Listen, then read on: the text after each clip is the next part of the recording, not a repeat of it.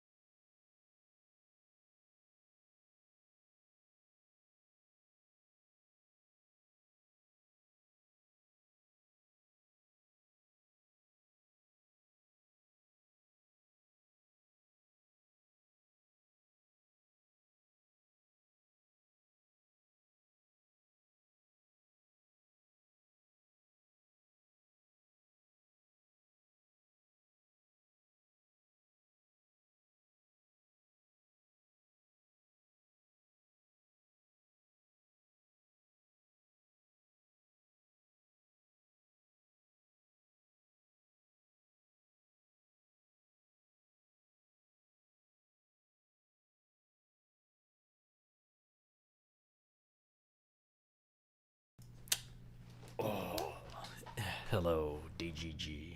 Welcome to the wild, wild something.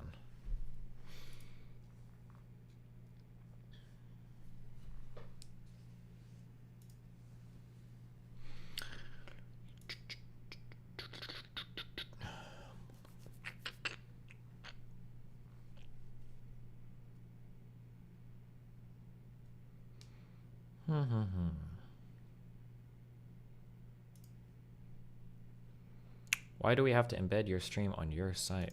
I don't know, bro. You tell me. How are you doing today, guys? He's live. Who's live? Oh. How did this conversation go? See some sun gorillas in the fucking chat. The rights of man. Force of nature. The only thing that let me just close. Okay. Now, I expect an equal level of big brain engagement from this one right here. Can one of you two gentlemen please remind me what the fuck it is we're talking about today? We're talking about political theory. Okay. His political theory in particular. So. Oh, okay. Yes. All right. We have a home team advantage then. Okay. Here are the rules. The rules are that I'm going to try my best to not be partial. I am like the wind. I blow over the whole countryside. Okay. I'm an undifferentiated force of nature. The only thing that I care about is that people respond to the arguments that the other side made, and that everyone gets a fair chance to talk. So, while it may make me seem as... Is this actually boring as fuck? Jesus, oh my god. Sorry. Yeah, it was pretty fucked up. I mean, I'm sorry. Engenderment has been around for thousands of years. Like, just because we... Though I'm being partial, if people start screeching directly into the microphone to blow out everyone else's eardrums, that would be an example of not letting other people talk. I believe in both of you. I have nothing but faith in you. This is obviously Haz's topic to start. I'd say let's go with 5-minute openers, starting with you, I think Haz. we were kind of iffy on the time. Can we like say 10 minutes caps, and then if we go under, we go under. 10 minutes. All right. Let me get my Oz, are you cool with that? Is that Yeah. guest's clock? Okay. Hold on one second. Need to do something real quick. Just preventing my OBS from self-destructing, as it has been wont to do lately. There you go. Favorite Ryan. sword, Oz? I like the swords. I like the swords. Oh Need shit. a place for my swords. Okay. There we go. Very nice. All right. Starting with the one, the only, infra, open quotes, Haz, close quotes, red. 10 minutes to talk about his political theory, followed, of course, by President Sunday. Then we will do our back and forths, give everyone a fair chance to talk. And the timer starts now. Modern politics is beset by the same fundamental contradiction, the same asymmetry defining modernity as a whole.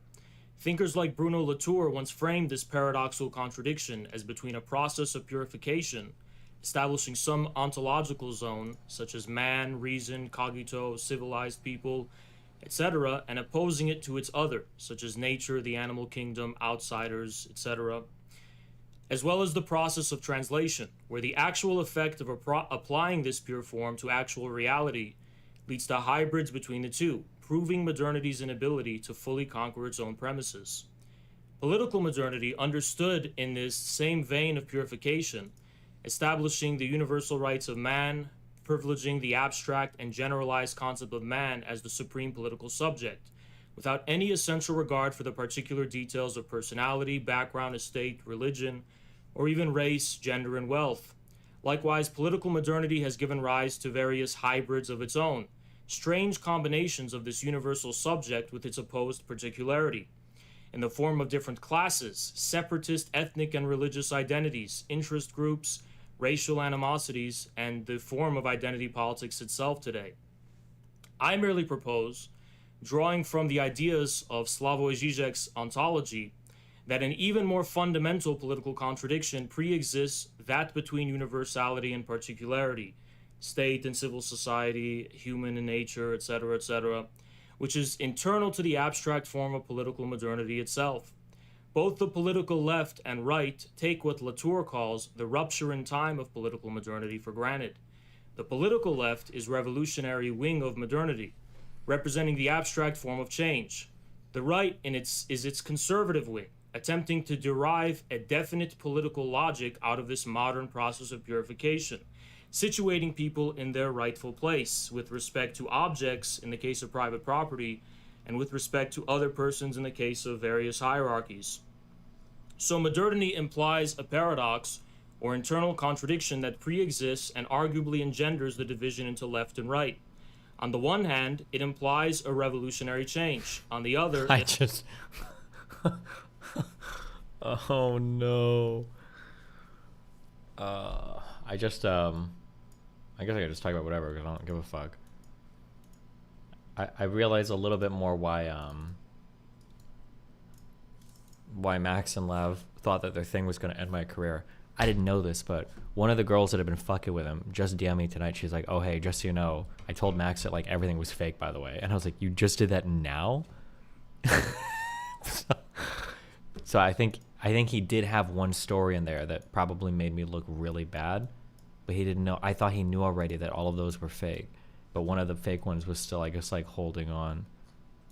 And now he's like saying he's gonna like consult a journalist to see if he can publish what she said, even if she doesn't consent to it. What did she tell him? I think she told him something like how I told her like I'll only promote your stream if you like trade me new or something like that. It was some wild fucking story.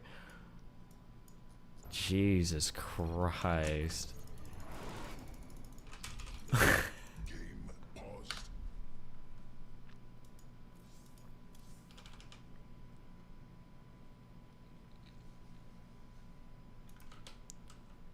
I'm trying to think of how many girls have told him bullshit and if everybody's like come clean yet. That's got to be such a weird position for him to be in. But I guess, I mean, he was holding out and ready to publish. That must mean that he was holding out and ready to publish his story all the way to the end with zero corroborating evidence whatsoever, because he asked her for screenshots and stuff and she never provided anything to corroborate anything that she said. I guess he was ready to go ahead and publish it anyway. Name her? No, fuck no. He might in his article, I guess, because now he's like threatening her that he's going to include false, false stories to throw him off the trail. And he's like, aren't you worried it's going to damage your professional career? I'm like, oh my god. Jesus. it also implies a new order and form of preserving itself. In the aftermath of the French Revolution, various thinkers attempted to resolve that contradiction in some kind of end of history, such as Hegel, Kojève, and most famously Fukuyama. Oh my God. But none of them were able to anticipate our current multipolar world. My basic argument is that the contradiction has to do with the political subject of politics. Fuck me. What is We've this? now labeled something doesn't mean that it didn't exist before. This is like being like, math didn't exist until humans made it up. And it's like, that's not really true. If you have two things and you had two more things, now you have four things. Just because we didn't name them before didn't mean that this component of existence didn't exist before. Yeah, there are historical recordings of people who are of a sex acting of the other sex, while there are societies who are very, very sex segregated and into male and female. This has been around for thousands upon thousands of years. It's not going to change, and yeah, it's just a mental variation. That's it. Though. I think the contention is that we have a very modern approach to this issue, which is to encourage this kind of transition, and then to go a step further and to say people who are natal male, who are undergoing these procedures and these hormones, are now jumping category, and they're now going to be in the woman category. If you look at any historical culture, that's never been the case.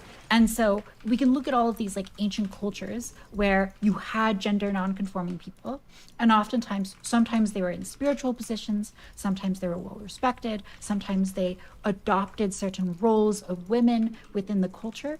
But what we find is that all across the world, these people who are gender non-conforming, they get a third sex category.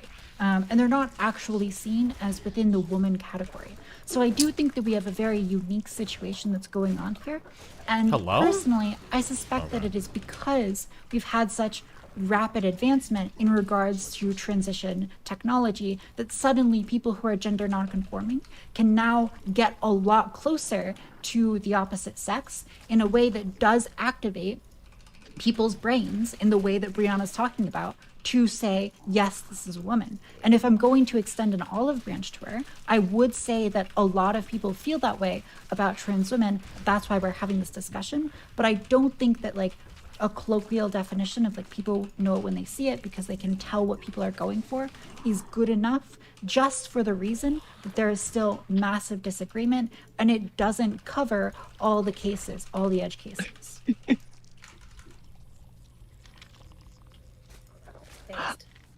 Okay, so actually, I if I can comment on the kind of like natal male thing. So the way that I've kind of been understanding sex recently is that there are sort of testosteronized characteristics and there are estrogenized characteristics. We recognize the estrogenized characteristics as female. We recognize the testosteronized characteristics as male. There is a primary sex characteristic which can come out as male because of a testosterone wash, but the vagina. Oh god, the hormone wash. Is this a wash viewer? There's an estrogen wash, as far as I understand, unless I'm completely wrong on that. And it seems as though to measure people by female or male at birth seems. I'm just trying to understand when you're saying estrogen washed. Are you talking about like gonadic dropping and how like vagina? Okay, so I'm just trying to. Yes. They're just using a term they heard Vosh use that I've never seen in any paper I think ever. Everyone would just say it's feminine, right? And penises are masculine by nature, right? Even though you're right, vaginas don't require necessarily like an estrogen wash. To get the opposite of a vagina, you do need this testosterone thing to be baked in for the gonads to drop and a penis. You don't recognize synth? Is that actually synth? Oh, okay, so I feel like they've changed a lot. I would challenge this by saying there's a very clear difference between a testosteronized penis and an estrogenized penis, and a testosteronized vagina and estrogenized vagina. They quite literally smell different, and testosterone creates a specific smell that is specific to testosterone. Estrogen creates a specific smell which is specific to estrogen. These things seem to resemble each other more and more based on the hormones which are within it. So are these things really male or female in their inherency? So if I give if I start with like the community creature that's just like amorphous and like gray everywhere or whatever, you guys know that mascot that I'm talking about, and say I inject that being full of estrogen, what are they going to look like? Say I have no idea. The amorphous blob pops out and I inject it full of estrogen. What's going to happen to this? It'll smell like estrogen. Assuming it has like human DNA, it would grow breasts and it would like have estrogenized skin. It would have all of the secondary sex characteristics that estrogen brings. It would have all of these characteristics that we identify as female. Sure, and assume also during prenatal it didn't get exposed to high levels of testosterone, which I don't know what it developed most likely. A vagina. Right. So like once that was born, what sex would we identify that individual, that lump of cells it has? Right. Okay, so I don't like this like identification of birth. I don't think that it's useful. I think that you can have a vagina and it does not. I mean, she was clearly asking the sex of the thing. Yeah, sure. Biologically, it's useful, right? This is useful, right? We need to be able to, at birth, be able to identify whether something is one sex or another, because that's going to list a whole host of experiences biologically that matter. So what sex would we assign it? Okay, so I think that this is more in depth than just looking at the genital, like outside externality. I injected all of estrogen. Well, okay, so all it has is estrogen, so 100% would never have testes that were descended or undescended. It would be assigned female at birth. Well, yes. Yeah. That took a long time to answer. I'm sorry, my brain did not work. I had to get all of the details before I could do the fucking stupid calculus, okay? No, I get it. So I agree with you that like when it comes to all these details, I think all these details matter. I'm not actually being dismissive of being like, oh my gosh, it takes so much. I'm not doing the conservative cringe thing where like, that's a lot of words to describe nuance. I think the nuance is there. It's just fundamentally when we come down to it, when we put our finger on what we call that, we as a society assign that term, right, female, and it probably predicts all of these collections of things together, predict whether something's going to be assigned female at birth, like 99% of the time. And there are things that fall outside of that, but like I don't know if rejecting sex is useful. Like I don't. Okay, so I don't reject sex in its entirety. I reject like kind of the characterization that we give it now. We don't base sex on a lot of complex characteristics. We kind of just look at genital externalities, and then people might have fucked up puberties like 12 years later. And maybe it's 1% of the population, but we didn't identify that at birth, and now they have fucked up puberties, and we had no way to account for that. We have the medical equipment to identify these things.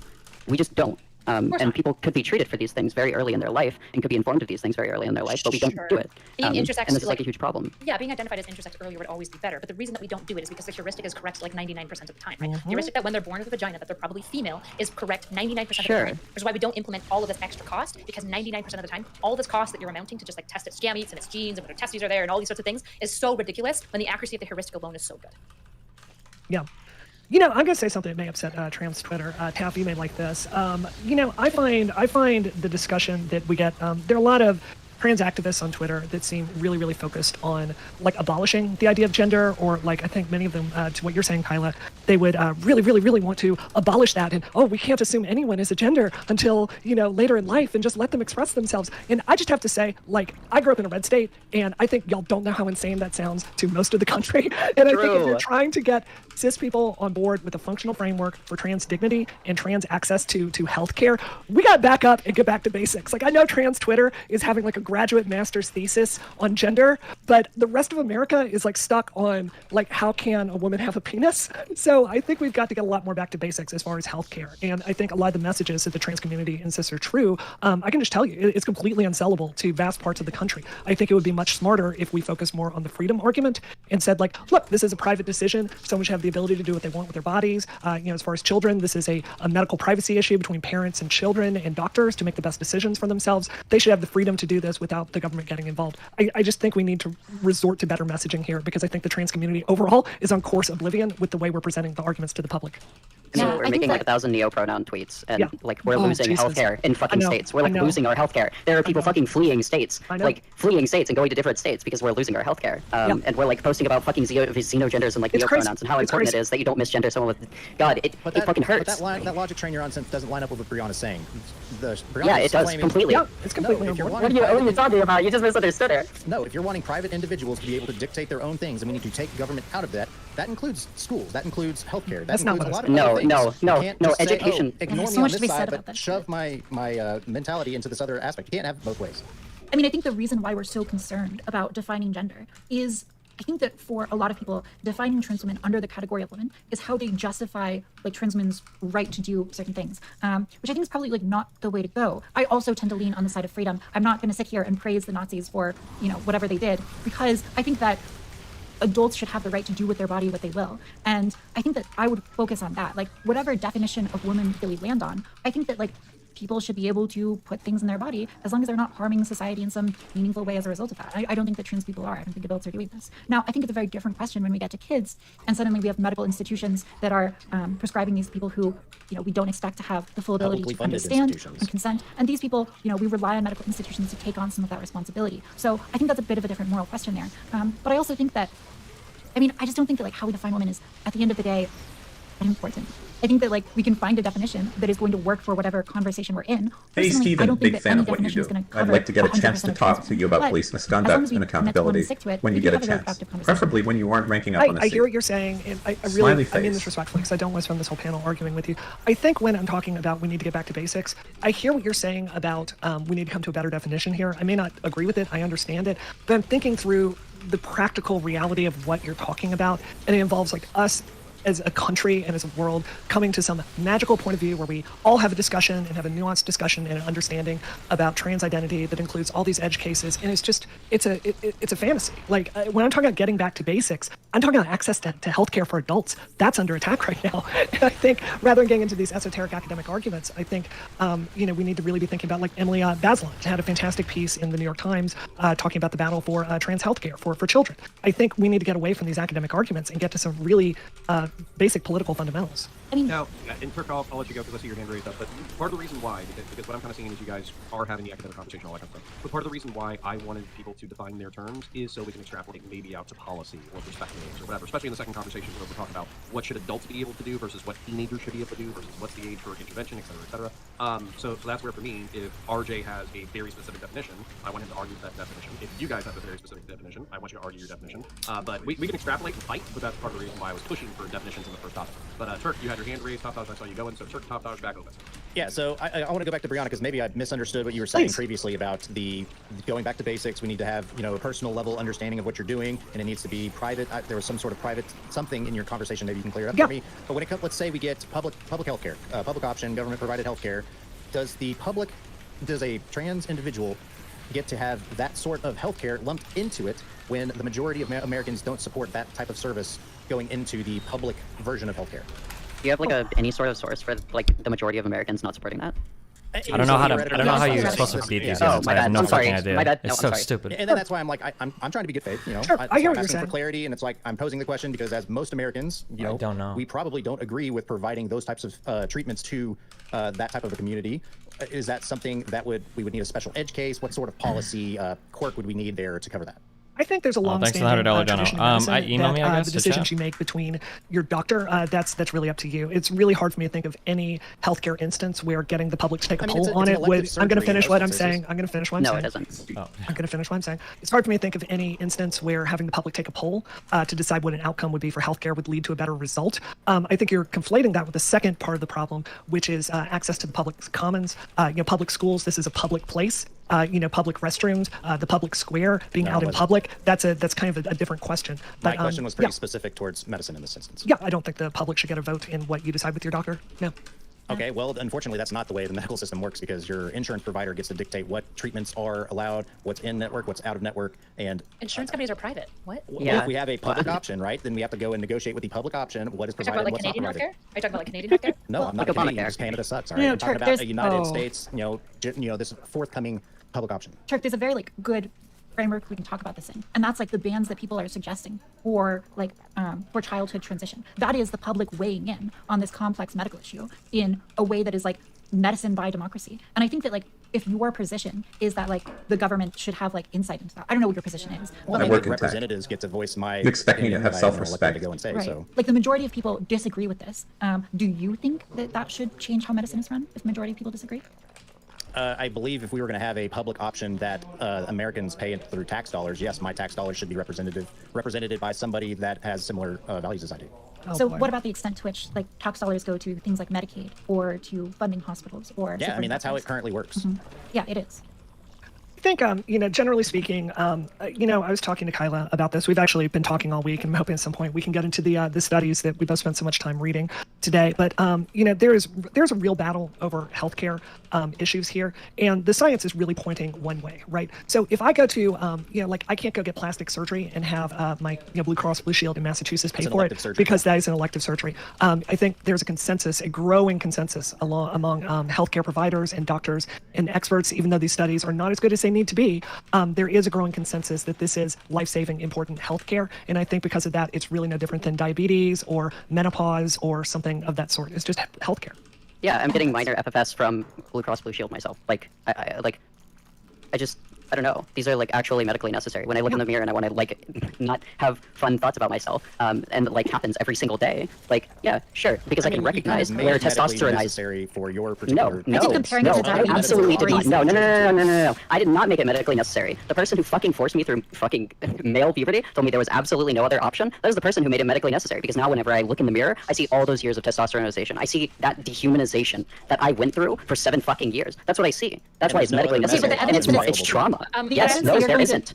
Turk, can I ask you a question? I'm curious. How do you feel about private insurance companies covering things like psychotherapy and stuff like that, for treating PTSD or depression? I think it's a good thing. Yeah. So what if we had a psychotherapy, for example, that was able to reduce suicide rates over 60% in a specific population with a specific issue?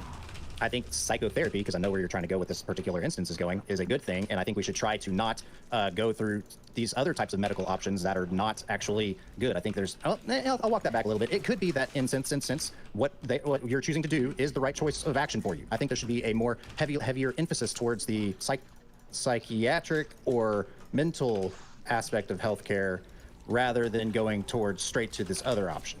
Sure. Okay, And so I would can I actually- wait? Go for it. Can I suggest something? So, what if we were just allowed to have people who are like this? Because if this was given as an option to me, I would have absolutely taken it.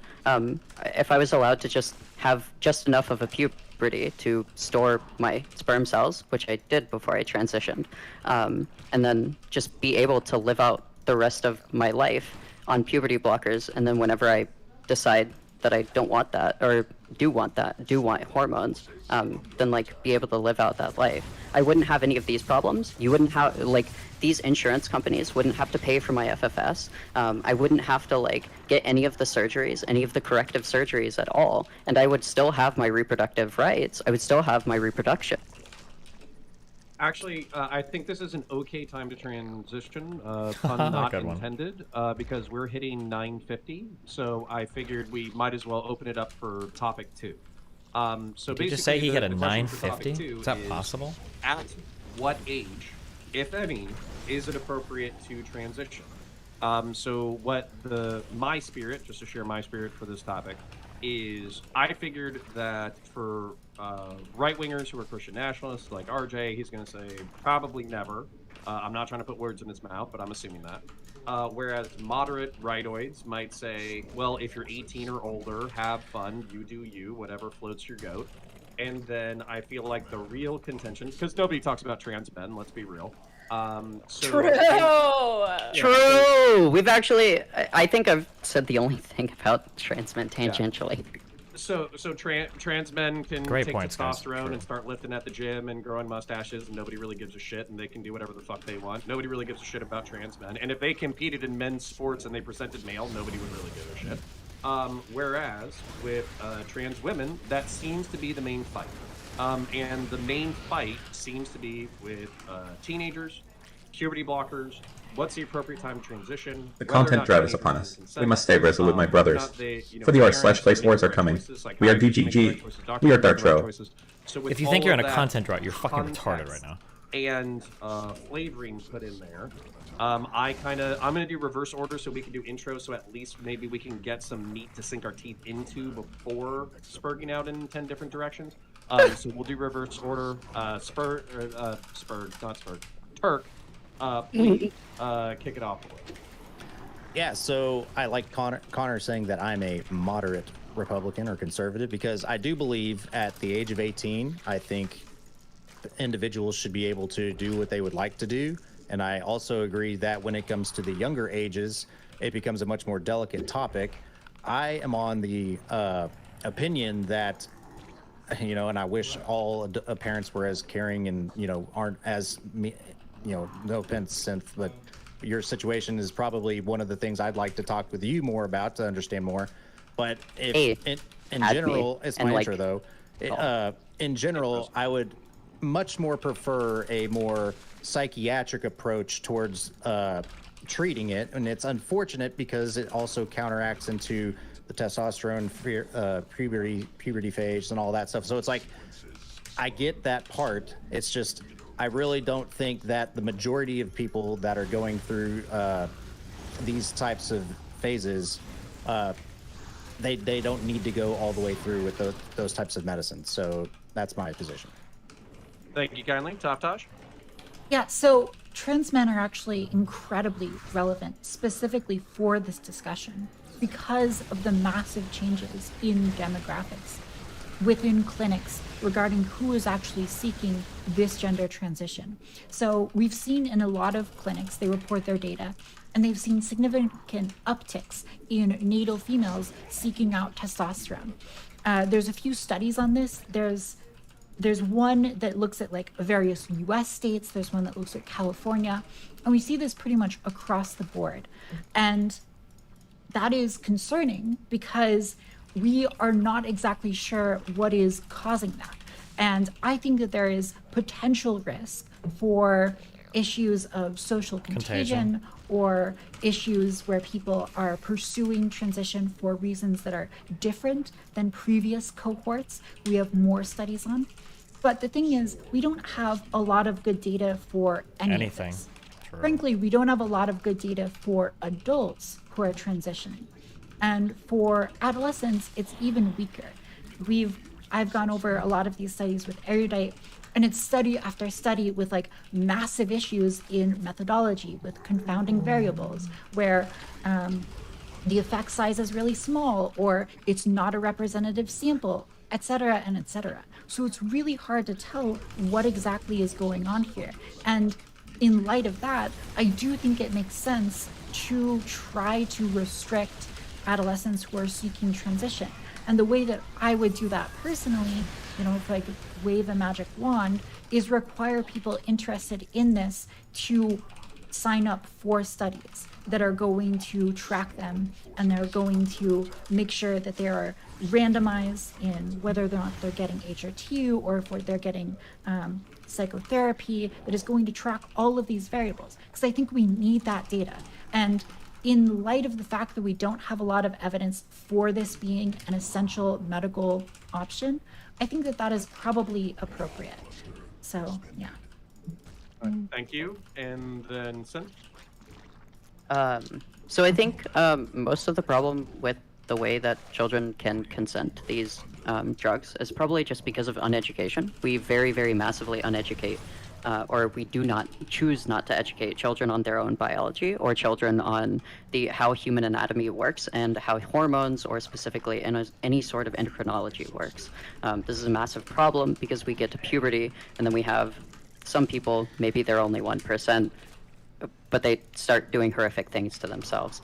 I actually kind of agreed with Turk. I don't think people should be really easily accessed to hormones. I think that it should be like a very long time interest. That it should be like something that they have wanted for a very long time. They should show interest in, and puberty blockers should definitely be on for quite a while before they're allowed these things, because they do permanently change your body, whether it is estrogen or testosterone. That's undeniable.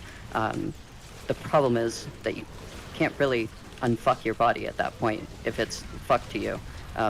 And that's where all of the dysphoria comes from. So better education is a very, very, very important thing if we want to avoid this. Yeah, I think what we're discussing here is in large part a minority issue that has been blown up into become one of the biggest culture-defining issues of our time due to, as Taz was saying, influence like social media, TikTok, etc., so on and so forth. And to speak more directly on the topic, whether I think a surgery should be allowed for anyone, I would say no, not at any age. And the issue is because with a complication rate as high as 67% in some cases, not all, I think it's rather barbaric to say, yeah, you can go ahead with that practice. All right, Erudite, please. Yeah, so I think I'm going to echo some of Taft's statements about the studies, except I'm going to differ on the direction that we go with it. I would say the adult studies are a little bit more clear to me. I think we have a lot more robust data about HRT in adult populations. The frustration I have, that's why I label my stream the empirical black hole, is when it comes to trans topics, I've spent the last 2 days reading literature. I've read probably at this point 30 plus studies, and my pile of garbage research, biased on both sides, was just ever growing. The methodology sucks. It's just terrible. They just do stupid shit, like they just use measures that don't make sense to use constantly. They lump groups together that probably shouldn't be lumped together, because even the trans community would agree that they're different communities.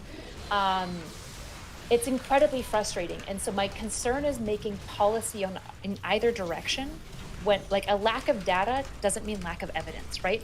Not having data on specifically youth doesn't negate the fact that, for example, most of the adult data on like transitioning is good. It reduces suicidality by a massive margin.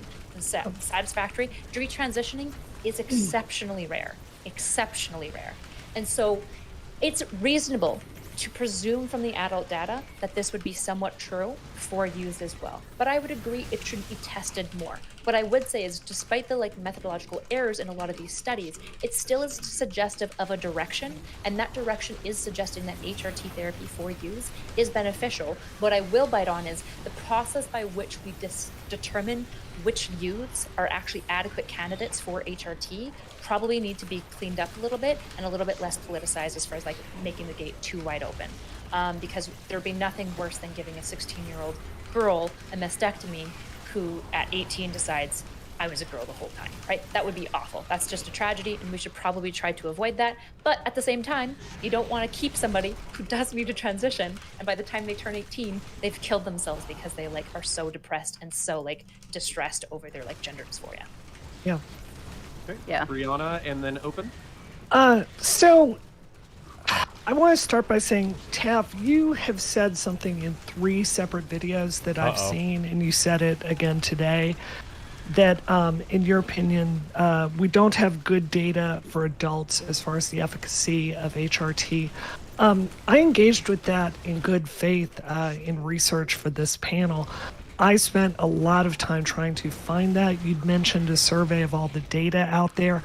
I can find no evidence for that whatsoever. So if you have that, I would really appreciate you sharing that with me after the panel, because everything I've seen shows, and I can give you the exact studies here, improved mental health, lower suicidality, a feeling of contentment with your body and your gender presentation. Like, there are a lot of really, really good things that I've found. Additionally, RJ, you just made a statement there. You said 67% of trans people have complications or something to that effect, or the surgery doesn't go well. I'm going to need to see some evidence on that. Then I misunderstood. Would you mind clarifying for me quickly? I said sometimes as high as 67%. What That's a meaningless statement. What specifically, and where did you get that from? Can we engage that in the open? Sure. Yeah, I'm not. That's perfectly fine. I don't have I'm a not sold on that. Well, actually, Brianna, if you need to finish your intro, finish. I do need to source. I made it up. I fucking love it. Lock it down. Let Brianna finish, and then I'm going to finish what I'm saying. So I think that when it comes to children getting this health care, something I saw in all of the data is it's very clear this is extremely, extremely, extremely understudied. The demand for this has gone very, very high, but the studies we have for this, as Kyla said, they tend to be garbage. And we don't have a lot of certainty here. Now, we do know the stakes are very, very, very high when children don't get access to gender-affirming care. But there are a lot of barriers there. Something that really shocked me that I've never thought about is, so let's say you're a trans kid and you want to go on puberty blockers. I was really surprised to find out the insurance will not pay for that, and that costs between $1,200 and $2,000 a month. I don't know about y'all, but I would have a lot of trouble finding $2,000 extra in my budget a month for puberty blockers for my child, in addition to all the other costs that go along with having a trans child.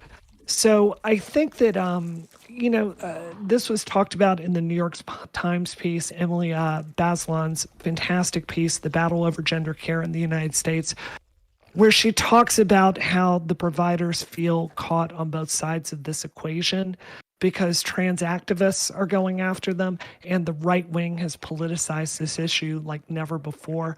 I really think we need to take a step back. I think we need to depoliticize this issue and let it be between parents, patients, and doctors. All right, open. Okay, so Brianna, you asked for where I'm getting this. I'm specifically referencing the Journal of Endocrine Society. They did a systematic review in 2021. And I'll read you like 4-ish sentences. I wonder why Connor is moderating these quality of debates instead of We participating. conclude that hormone I guess it's nice to bring back panels. I don't think Connor's a bad moderator, but I think he's a really good panelist. It sucks that he's like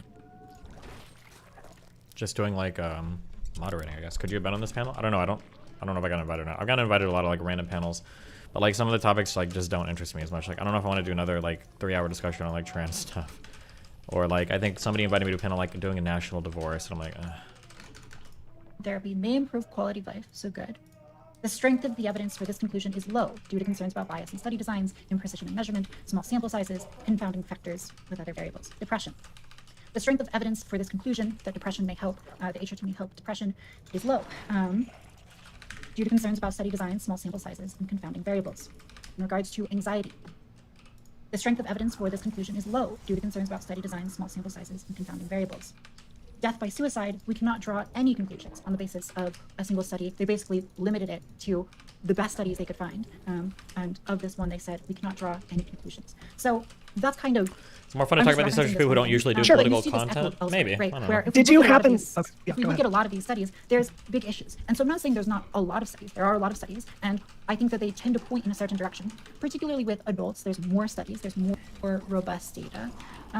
But ultimately, I land on the side that the evidence is not very strong. And the reason for that is all of these issues that are cited in this one, and also in the limitations pages of most studies at the end of them.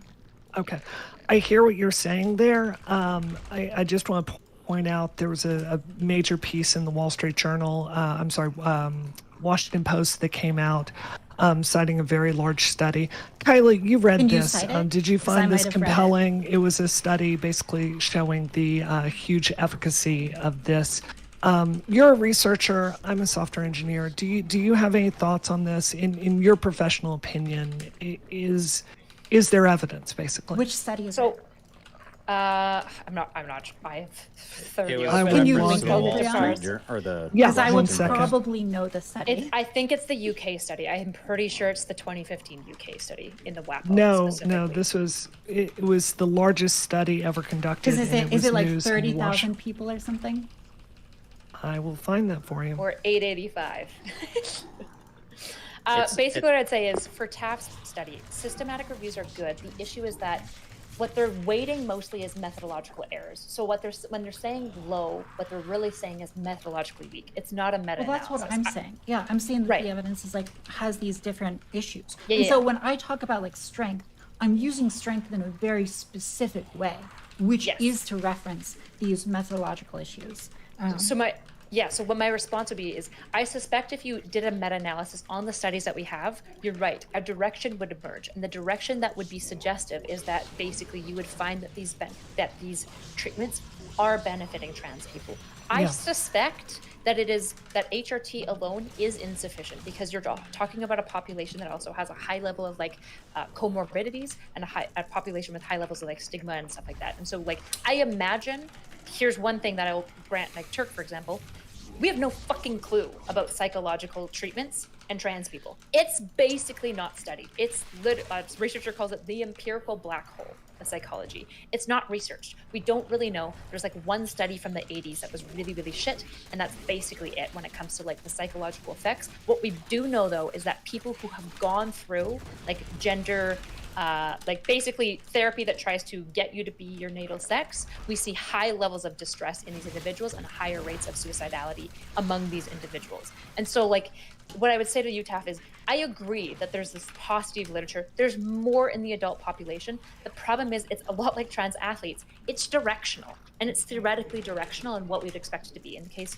we're not going to open the trans athletes too much, but in the case of trans athletes, we see that trans men tend to be at a disadvantage. Trans women maintain a bit of an advantage. And in the case of HRT for trans people, it's directionally always been suggestive that it does improve outcomes, right? It doesn't vastly improve. It's not like the panacea that maybe is being sold.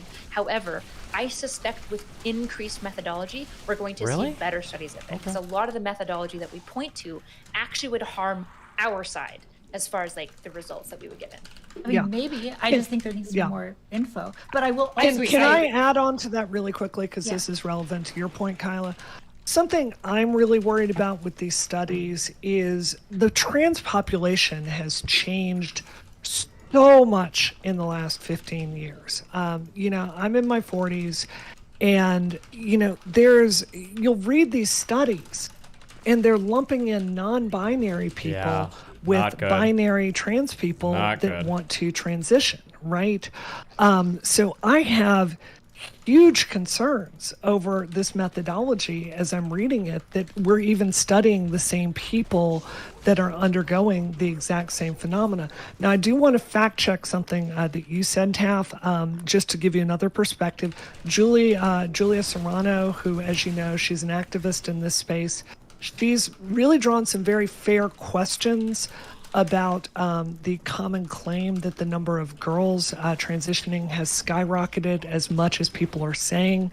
She's taken a look at the data. She has some qualms with it. Kyla, I don't know if you saw that, to have a professional opinion if that's a valid concern.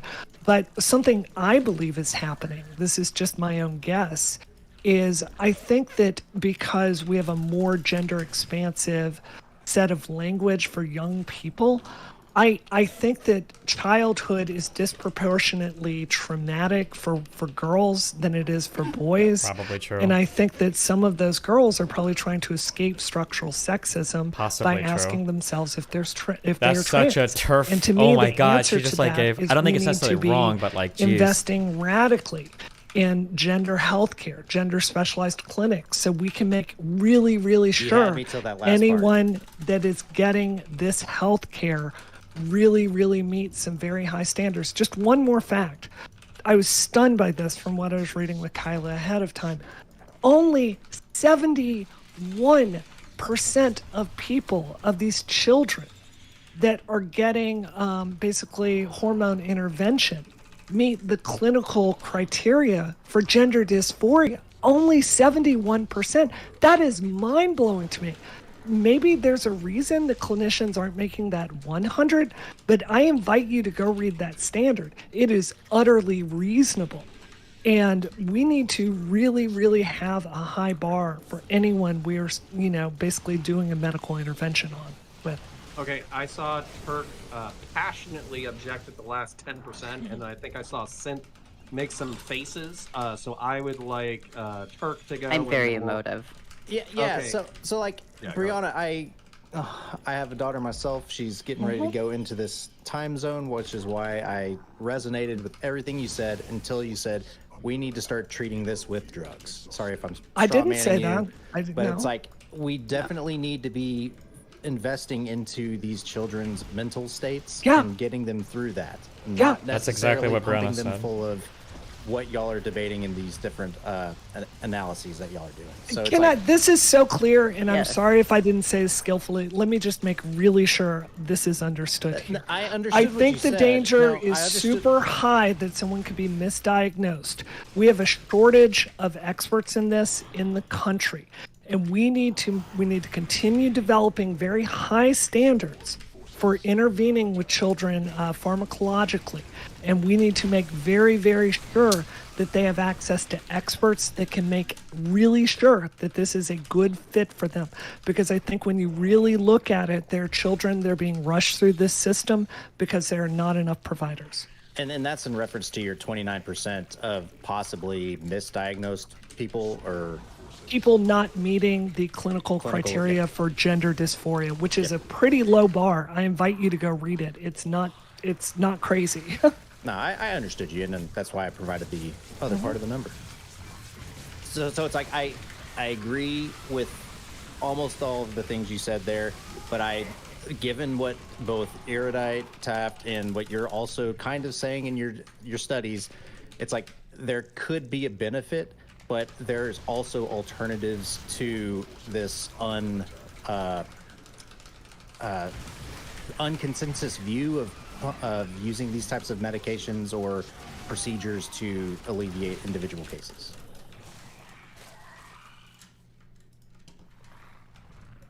I just don't think leaving kids without health care is viable. I think if your child had like my good friend Amanda Winley, she did the voice acting for Evangelion, one of the most famous animes of all time.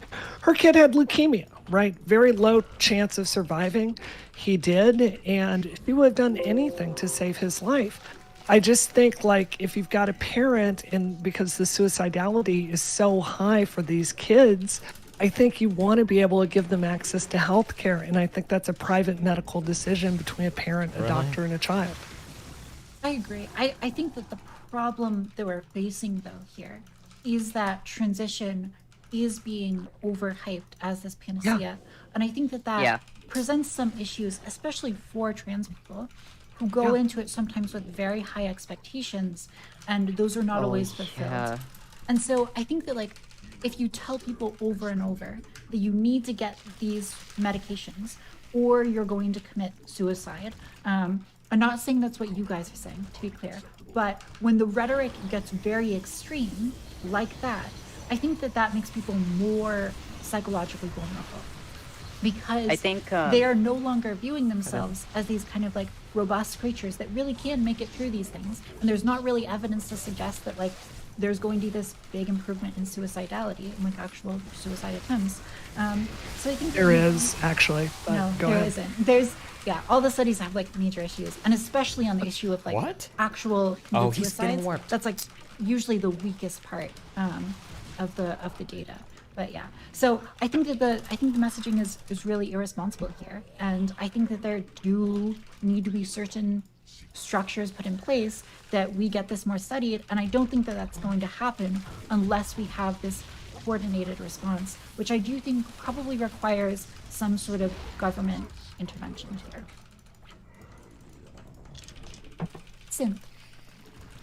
Oh, I was just gonna agree with you. I think that we're selling the wrong transition. Like, we're selling the models. We're selling Blair White and Buck Angel and, like, people who transitioned in puberty. Like, we're selling these things, and the vast majority of trans people are transitioning post-puberty. The vast majority of trans people don't have the privilege of transitioning whenever they're early enough to avoid the other puberty. And so we're selling like this really, really hyped up image of how you can look as a trans person. And for the vast majority of people, I'm like very much on the train that the only reason I look like I do is because I was severely anorexic for all 7 years that I had testosterone in my body, so it simply did not grow. I think that if I like actually ate food, that I would have a lot more testosteronized characteristics. You'd be fat, so. No, protein maps onto a lot of things like height. No, yeah, and yeah. So like there are a lot of things like I was very, very malnourished throughout my puberty, and a lot more people don't have that. A lot more people get a lot more testosteronized aspects, and when we sell the models, when we sell the people who look the best, and those are the people that we see on social media, the same thing happens with young girls. We sell a false image, and we sell a really, really awful self-image to people who can't meet it. Yeah. In Sin's defense, she is not that tall as well, I know. I'm 5'4", I'm average female height. So, yeah. I actually have size 5.5 feet. I'm 2 sizes below female average there, too. It's nice. Yeah. Yeah, I mean, I don't know if Turk or RJ have to pipe in, because I'm guessing you guys probably would differ. No, I've circle jerk on No, this a lot. I've won the debate. Y'all have already said that doing this to people under the age of 18 is not backed by science, and that there should be other Okay, no, that's not what I said. To be Okay, clear. no, you don't get to win by strawmanning people. No. That's the way I'm interpreting this. No, I agreed. If I don't see you, then I can win. That's not how this works. I agreed that it should be a lot more strenuous. That like all of our like diagnosing and our actual prescription of these medicines should be much more strenuous, and we should have much more. Like I agree. And you agreed with me in my intro statement on that. Nobody here like agrees kind of, with you that we it should seems leave it to post 18. Nobody here, it like, seems, okay, I shouldn't say nobody. Sure. Many of us don't agree with you on that, Turk. Well, I would okay. say absolutely somebody under 18 can access things like, first of all, puberty blockers, I'm fine with much younger, and like cross-sex hormones. I'm okay with basically more or less whatever the doctors say, which it sounds like they're weighing in at 16 for cross-sex hormones specifically. And so I'm comfortable with both of those decisions. I'm fine with that, and I understand the necessity for it, particularly for like masculized and hyperfeminized features, because you can't surgery away like a woman developing very wide hips and then trying to transition to be a man. That's going to be you're basically fucked. Yeah. So And- 16. Yes, because here's the thing. Well, there's if we all agree that gender is a performance, hold on. If we agree that gender is a performance, right? To some extent, then we're saying if you want to transition, you need to perform well. And the issue is we can't then say, and we're going to do everything we can to limit your capacity to perform well. So you're just going to be fucked for the rest of your life. You're going to be sad, and no one's going to think you're attractive. Fuck you, trans people. That's unironically the logic right now. Right? And I don't want that. And at the same time, I agree with like all the criticisms of like this, like the trans community treating it like a panacea and being like, everyone will look like Blair White, or passing doesn't matter at all. And it's just like, both of these things don't make sense together. I agree with the criticism. Oh my God. I'm not agreeing with you, Turk. So the data doesn't necessarily reflect your position, but your position is that because you believe that should be the case. Summarize for me what you heard me say the data says. You believe the data says it points in the right direction. If it benefits, it benefits. The question then is becoming, is the benefit measurable? Is the procedures used to collect that data correct for a study, and do we need more data and analysis to get that direction affirmed? So just to be clear, the important data that's not being brought up here is the data to suggest that specifically transitioning children is harmful to them. And when it comes to that data, there is basically nothing. Almost all of the data is suggesting some benefits to them, right? Even things like cognitive performance on puberty blockers. Yeah, specifically the psychological benefits, right? So there are negatives to being on puberty blockers, like things like body mass index will increase, and it's going to affect like how your bones develop, fucking obviously. Like there are negatives to being on puberty blockers. The issue is that the lack of evidence, right? The fact that there's a gap of evidence here isn't evidence that it's bad to put kids on these medications at all. Like it is in no way evidence of that. In fact, while it's weak, all of the evidence and the theoretical speculation that we have is directionally in what I am talking about. And so like, it's possible a major paradigm shifting study will come out that's done really fucking well. And it turns out that putting kids on puberty blockers is really bad. And like 40% of them regret it. And there's girls with mastectomies running around everywhere that are crying because they just want to make breast milk, right? This is possible. But unless that study comes out, all of the data that will continue to come out is most likely going to be in my direction without some major paradigm shifting study to shift that. That's what I'm saying. You would need extraordinary evidence. No, you wouldn't. No, this is how science works. You would need extraordinary evidence at this point to massively redirect the direction of what we think transitioning is doing for transgender youth and adults. I mean, Taft, you could probably echo what I'm saying. It sounds like if there was substantive enough data that was collected properly, had a significant enough sample size that goes counter to what Erudite's beliefs are here, that would be a completely feasible outcome. Well, okay. So I think when we look at, and when I say that the evidence is weak overall, I'm really talking about like all of these methodological concerns, right? So I'm saying there's confounding variables and issues with study design. But I think that when you look at these studies, when you dig into them, you'll find that like there is an improvement in like reported rates of depression. So like people report less depression after going on HRT, or when you compare, you know, kids who have gone on HRT versus kids who want to go on HRT, you'll see like benefits. The question is like, is that a representative sample of people, or is there another issue? For example, the kids on HRT are also getting therapy, and that's explaining it. So I think what Erudite is saying to you is that like the evidence that we have does point to it being beneficial, but there's just issues with that evidence. And so like, if it was like, I don't really expect there to be a study that shows there's like a significant negative effect on mental health. That would be quite surprising to me. But I do think that there are other issues, right? So like there are concerns that if you give a child puberty blockers or you let them socially transition, that will cement a gender identity that is otherwise fluid and might change later. So you might be unnecessarily medicalizing this kid when they could just revert back to identifying as their natal sex in the future. And so we do have like some like napkin math evidence for this. And we also have some like indication that there might be a changing demographic structure to people who are transitioning. And that brings up concerns about social contagion, which hasn't been disproved yet. And so like, is it true? It can be true that transition is not having like a big negative mental health effect on these people. And also that transitioning them is maybe not the best case option for them, either because it puts them down a medical path, which is unnecessary and expensive and leads to all of, you know, potential issues, or because it gets more people to follow down this path, which is also unnecessary for them. And so that is why personally, I think that there could be a little bit more restriction in this area. On Twitter, I said that Republicans were more in line with the science for wanting to ban gender affirming care. I think that that's what the kids call a bad take, because that is not really correct. And I was talking out of my ass there. But what I do think is true is that there should be like a little bit more scrutiny on this. And I do think that's what the evidence suggests. Can I bring this back to some reality, like some real concrete policy issues here? So one of the things is one of the main people that came up with the guidelines to update the chapter on basically how you treat trans kids. His name is Leibowitz, and this chapter had been the same since 2012, right? It had not been updated. Everybody's just waiting for this update, right?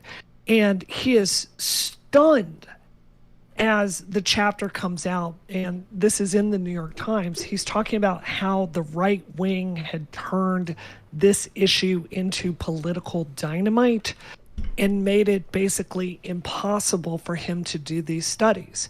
So just talking about real political stuff here. Yeah. For you to fund the studies, and I think all of us agree we would like to see more of. The fact is, the massive right-wing hate campaign against trans children is very much, it makes that more complicated. NIH grants, like my husband works in the pharmacological industry, they're very difficult to get. They're very strenuous. If you're looking for like a public university to do this, TAF, much of the, like, I don't agree with you, the research is as bad as your assessment, but I think if you want even better research, that's going to cost more money. It's going to have better survey design. Come on, guys, right? let's go. Give So me one more win and I'll have I it. would One more win. posit is, again, we're coming back to the fact that politicizing this issue to the degree that we have is leading to worse outcomes for literally everyone here. And everyone.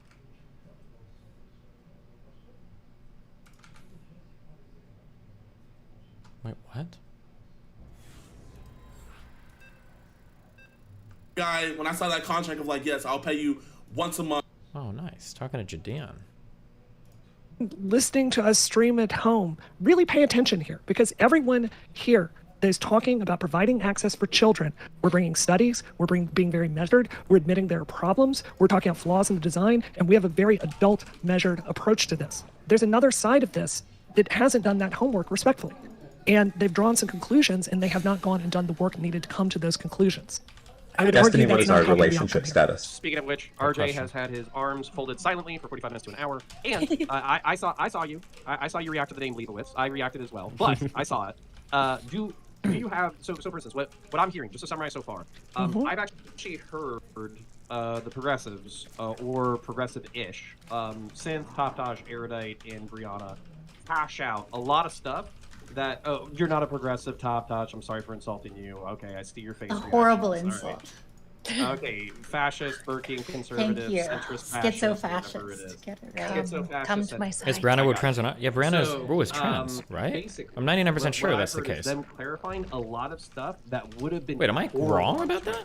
If this had started as like single sentences or whatever, this would have been people ripping each other to fucking shreds for like probably Twitter. hours. So I'm actually, even though this isn't the spiciest content I've ever seen, this actually took a lot of like dynamite and basically took the primers off the dynamite instead of exploding it in the fucking. Wait, is Brianna Wu not trans? I could have sworn that she was like a big like trans activist, like a trans person activist Hey, during the Destiny, Game it's Brigade me, era. I've been trying to hold back my followers I'm since so I'm a fan of your confused. Holy content, shit, but okay. then you banned me for posting PooTube. Nah, bro, I ain't putting up with this. Holy shit, my mind just got blown. Wide the fuck open. I'm not focusing on my game. You're right.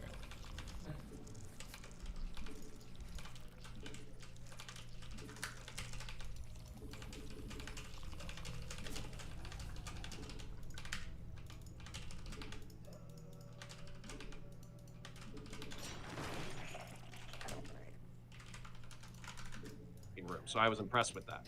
That being said, the conservatives Turk is like, he's outlined his like moderate concerns and criticisms, whereas RJ, I'm projecting, but I feel like you're kind of dismissing the whole thing because you're not even considering it in the first place. So I mean, would you at least check in and tell us where you're at? Yeah, so I am, like Brianna said, a little out of my league in the sense that in the circles that I travel in, like, transgenderism is kind of like a non-issue. It's more for the Daily Wire, Matt Walsh types. And so I do not know all the studies, right? I'm not that well researched as I can see people on the panel are. What I would say, though, is going back to puberty blockers, what we do know on the subject is that they are irreversible and linked to infertility. So I see a lot of talk about the mental health. I don't see a lot of talk about the physical side of things. So you understand, wait, do you understand that like children have been going on puberty blockers to stave off early puberty for like 50 to 60 years now and it hasn't affected their fertility? Okay, you know this, but that right? is a From the studies that different I've seen, scenario, to that's be clear. entirely incorrect. Oh, no, Wait, this RJ. is about children. This is about children transitioning, and we're talking about the effects of infertility I on the can't puberty see those blockers. studies that What they the don't fuck? exist. Holy fuck! True. Source, I made it up. Yes, Well, I'm sure he I didn't love make it. it up, right? I'm sure he just So like true. used Oh, one my study. bad. Yeah. And the issue is like RJ. I guess what I would say is when you're wanting to like look into research, you don't give a fuck what I say. So maybe I won't even say this. I'll probably just say this so that everyone else knows the reality of research. What you want to do, like when I prepped for this debate, I thought if I was very anti-trans, what are the papers that I would look for? And I looked for those. And then I said, okay, now if I was really pro-trans, what papers would I look for? And then I looked for those. And then I read all of them together to try to get a more comprehensive understanding of what's going on. That's how you should do Wow, your good research. job. So if you saw one study Bragging that 'cause she said can puberty read. blockers What are really the fuck? bad, He has and no if the study expo? wasn't actually a study, if it was just an article from Breitbart that you read, or more likely just like something Nick Fuentes talked about, and then you citing this, that's really bad research. It looks very silly. Okay, wait, Okay, AJ, do before- you before- disagree that puberty blockers can cause infertility? So the relation to puberty blockers and infertility isn't actually super high. We would expect it to be like, to be honest, But it depends my on how validity. long you're on them. Yes, it does. Okay. So typically, Yes. what I've Yeah. seen is that if you stop it before 16, that's when you start to see most of the negative effects like dismissed. Other than the height loss, there's going to be almost always some height loss and sometimes some body fat stuff. But all the body fat studies I've seen are really poorly controlled and didn't control for things like diet during that process. So I'm not Yes. sure how much I like care about the Well, body this is fat what stuff. I've seen too, right? And you can look at a lot of studies for puberty blockers, and a lot of them are focused on like precocious puberty. So these children who are having puberty before they should.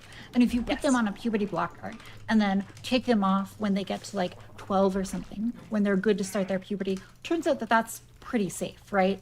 But that is not necessarily transferable to trans people who you're going to put on these blockers sometimes for many years instead where they don't have another sex hormone and they're in their adolescence. And then you're expected to continue on spironolactone or Lupron, one of these testosterone blockers, or the inverse for trans masks, for many, many years, for perhaps decades, right? Because that's a totally different story on the infertility side. And I think that is more I don't know. risky. I don't think I've ever seen evidence of people being on puberty blockers for decades. If that's occurring, it's probably exceedingly rare, and I would say that sounds like I've even been a on medical puberty institution would be blockers opposed. for like 8 years. Could I have right? won that if I Because would've- my body will produce testosterone beyond like the normal female range if I'm not blocking it. Wait. Although, this is okay, really to be personal. clear, they're not Wait. technically puberty block. It's the same Okay, drug. I was gonna say, is it? But like, but My it's understanding is used for a it's- slightly different thing. Yeah. Well, there are other ways to suppress estrogen. It is a more delicate balance, but you can't do Monotherapy, it for just example. monotherapy. And it doesn't work for every single woman. That is true. Some people do have to use the puberty blockers, and that's really unfortunate because the damage that they can do to your liver, particularly, I believe, I'm a humble emote is spammer. very, very Why the bad hell did over you ban a very humble large amount of emoter? time. This is That's unfair why and I switched to nostalgic and shots. reminds That's why me I of the switched to old days Depo. playing the unmentionable game with Moot. Like, Also, there are bad side effects of these things. A lot of the maybe, am I wrong about a lot of the puberty blocker side effects being able to be controlled for with supplements? I do think that that's true, especially for like certain things like osteoporosis. I know that Yeah, there's like ways calcium. to mitigate that. Yeah. Yeah, I'm on a calcium supplement right now because Depo does that to your bones. Yeah, I just want to be clear that like when we're talking Great about stuff. puberty blockers and we're saying that they're very safe, a lot of that evidence is like in a very specific situation. Yeah. And if you are taking estrogen to effectively block testosterone, you're probably gonna have a similar effect of like, this is why so many trans women sperm bank, for example. They have this like incentive. Yeah, and RJ, it probably does feel pretty bad when everyone else is talking at an academic level and you're like down here at like high school or like middle school biology. Oh. It probably does feel pretty bad. I I agree wish with that RJ big. could do it more Nazi than just dog. offer a Fuentes If I could impression. just, I want to I would add love one that. more thing to this. Yeah. One of my very best friends, she's not trans, she's a cis woman, and just for various health reasons, she did not have puberty until she was like 17 and had to have it like Medically induced, right? yeah. And the effects on her body have been really extreme. You know, she's the tiniest person I know. She's got big personality, but you know, the side effects with like bone density, it's not great for her. And, you know, I think something I've seen repeatedly from a lot of the reporting about how these gender clinics are operating is they don't have enough resources to basically go through and really give every single child the care that they need, looking at that bone density, you know, taking tests, taking to the endo every single week, right? This is a reason we need to invest in care more. Because even having all of this science, it doesn't matter if your local clinic is so underfunded that they can't actually order the tests and process it, right? So I really do think this is a public health emergency. And my motivation for that is going to screen out kids that are probably not trans, right? Yeah. Kyla, you said something I really agreed with that on Twitter, and this is a hot take, but you said, like, if we don't really get this pipeline better as far as giving children access to gender clinics, there's going to be a proportion of them, they're going to grow up and they're going to sue their healthcare providers, and it is going to be devastating for the trans movement overall. I fully agree with that assessment. And I think that's why it's so important to make sure we're meeting a higher level of science than we currently are. Can I Next do? time, I will invite Demon Mama and Doe. Go ahead. Can I do a question? Please. Thank you. I'm concerned when I watch basically I've had to like dismiss RJ because he just like isn't ready for the adult table ever. But the Turk is somebody God, that I poor actually RJ. know is much more like pretty much good faith about a lot of these things. And I just want to be checking in because I think one of the worst things that I think could be the outcome of this conversation is to see a bunch of people who are left and pro-trans stuff biting all of the bullets of concerns and problems and limitations that we should absolutely like walk away with and be concerned about, and your walk away would be like, yeah, see, trans kids shouldn't have access to any of these things. That would be the worst possible interpretation that you could have because it's unsophisticated. And this is the problem when it comes to like resolving a lot of these trans related topics, is that if one side is willing to bite the bullets and then the other side says, great, thanks for giving us the reasonable bullets, now we're just gonna cut off everything because you admitted that you were wrong. That's unironically somewhat driving this trans panic, because that's the worst possible outcome for trans people, right? If a trans community says, yeah, these are the limitations, puberty blockers, these are the things that we don't know, this is the lack of evidence, and then a bunch of like more reasonable, I'm not talking about like the alt-right, but reasonable conservatives go, great, let's take away all of your access to healthcare. That's like, this is why in many ways why we get such a reactionary left and a reactionary right, is because like nobody's willing to like bridge and bite the bullets in between, right? I think and that's why I'm glad I'm here, because you could take the exact same arguments and apply it to the exact same people that are making your types of policy decisions, and they're going full throttle in the other direction. So it's like, I agree. That's why I'm biting those bullets. I agree that there's a problem with what the left is doing and how we're like engaging with the policies and the rhetoric. I agree. Yeah, with that. because from what I'm hearing in this panel, the validity, not the validity, but the quantity of data doesn't support the stuff that's being broadcasted across mainstream media, Twitter, all these other outlets. It makes it easy for normie conservative dumb folk to say, hey, we shouldn't be doing this because, you know, conservatism, progressive at speed limit or whatever, right? It's like, if y'all guys just slow down and like take this more measured and methodical approach, rather than saying, nope, we got to go full board, got to get everybody in there. That's where you're losing the main fighting chance that y'all are trying to get support for your thing. Because it's like, I appreciate all of y'all being open and having conversations. But as soon as y'all get onto Twitter and as soon as you engage with people that don't want to be open-minded towards these types of conversations, you instantly shut off the people that are watching those conversations, and they say, nope, I'm not going to support you. So this is the bridge that I think needs to be built. And this is what like the human part that I think needs to be understood. I think it's understandable for a conservative to say like, are we jumping the gun a little bit? And I would say probably. The issue is, I don't know what... Someone get the clip. Yeah, the issue is, what do you tell the mom who's watching their kids slowly starve themselves and be anorexic for 7 years and wanting to kill themselves in a state where she can't get access to anything? Like, what do you tell that kid's mom? And this is like the human experience. When conservatives are saying slow the gun, they're talking about an ideological experience of something that they disagree with at an idea level. What progressives are often talking about is human lived experiences of watching people that they love kill themselves. And so it's like, this is where they're like, I honestly like implore like the conservative compassion is saying, like, when you're talking about like slowing down, what you're telling people is your kid doesn't matter as much as this idea does. And I understand at a societal level why you're saying this. The issue is that at the individual level, there must be compassion in that messaging. Otherwise, all progressives are hearing is fuck your kids, I hope they die. That's and here's the thing is that I think that your language being so hyperbolic like is part of the problem. Like, we've gone back and forth so much on these studies, and I feel like we both have like a pretty well-grounded understanding of where it's at. And I don't think that like we are talking about this extreme life and death. Like, we don't really have the evidence that people are like killing themselves because they don't get access to HRT.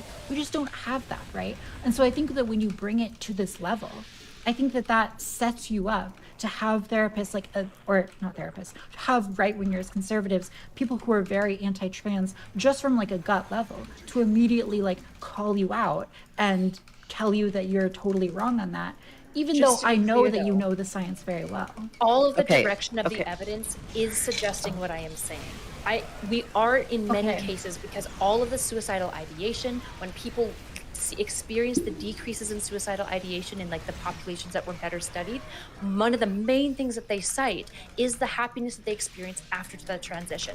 And a lot of people, when they are suicidal, gender dysphoria is the most important thing that they cite that is driving them to kill themselves. But to be clear, specifically with suicide, that is like one of the metrics that we have the least evidence for.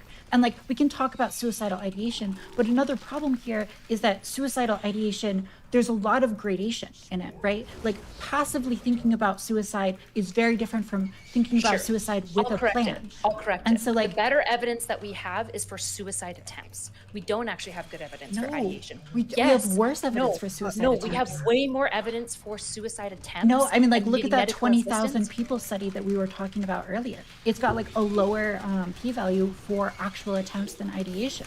Ideation, I believe, is the one that... While This y'all is- are doing yeah, your research, yeah. Lab Coat Egghead Synth has a passionate opinion to share.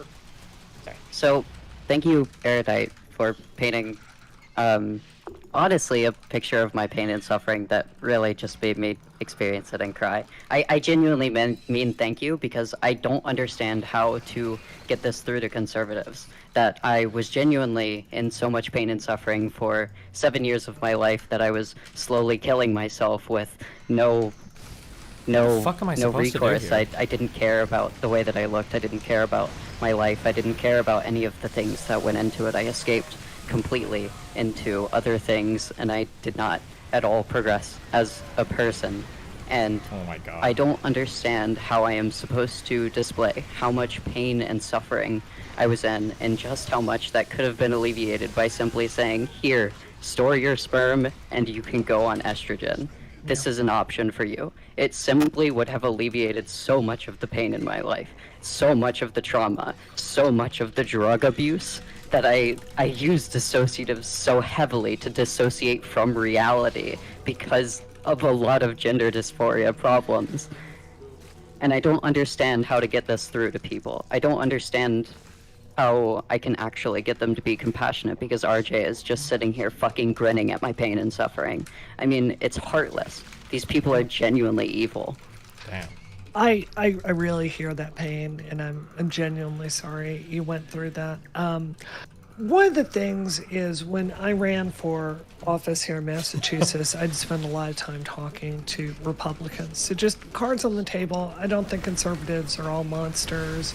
I grew up in Mississippi. My family are right-wingers. I really genuinely understand where conservatives are coming from. That said, I've really got to push back on a statement that was made earlier here. I think that there's an unconscious assumption, actually a very explicit assumption that's been on this panel. There's the progressives and Twitter that is really accelerating the gender debate in this country.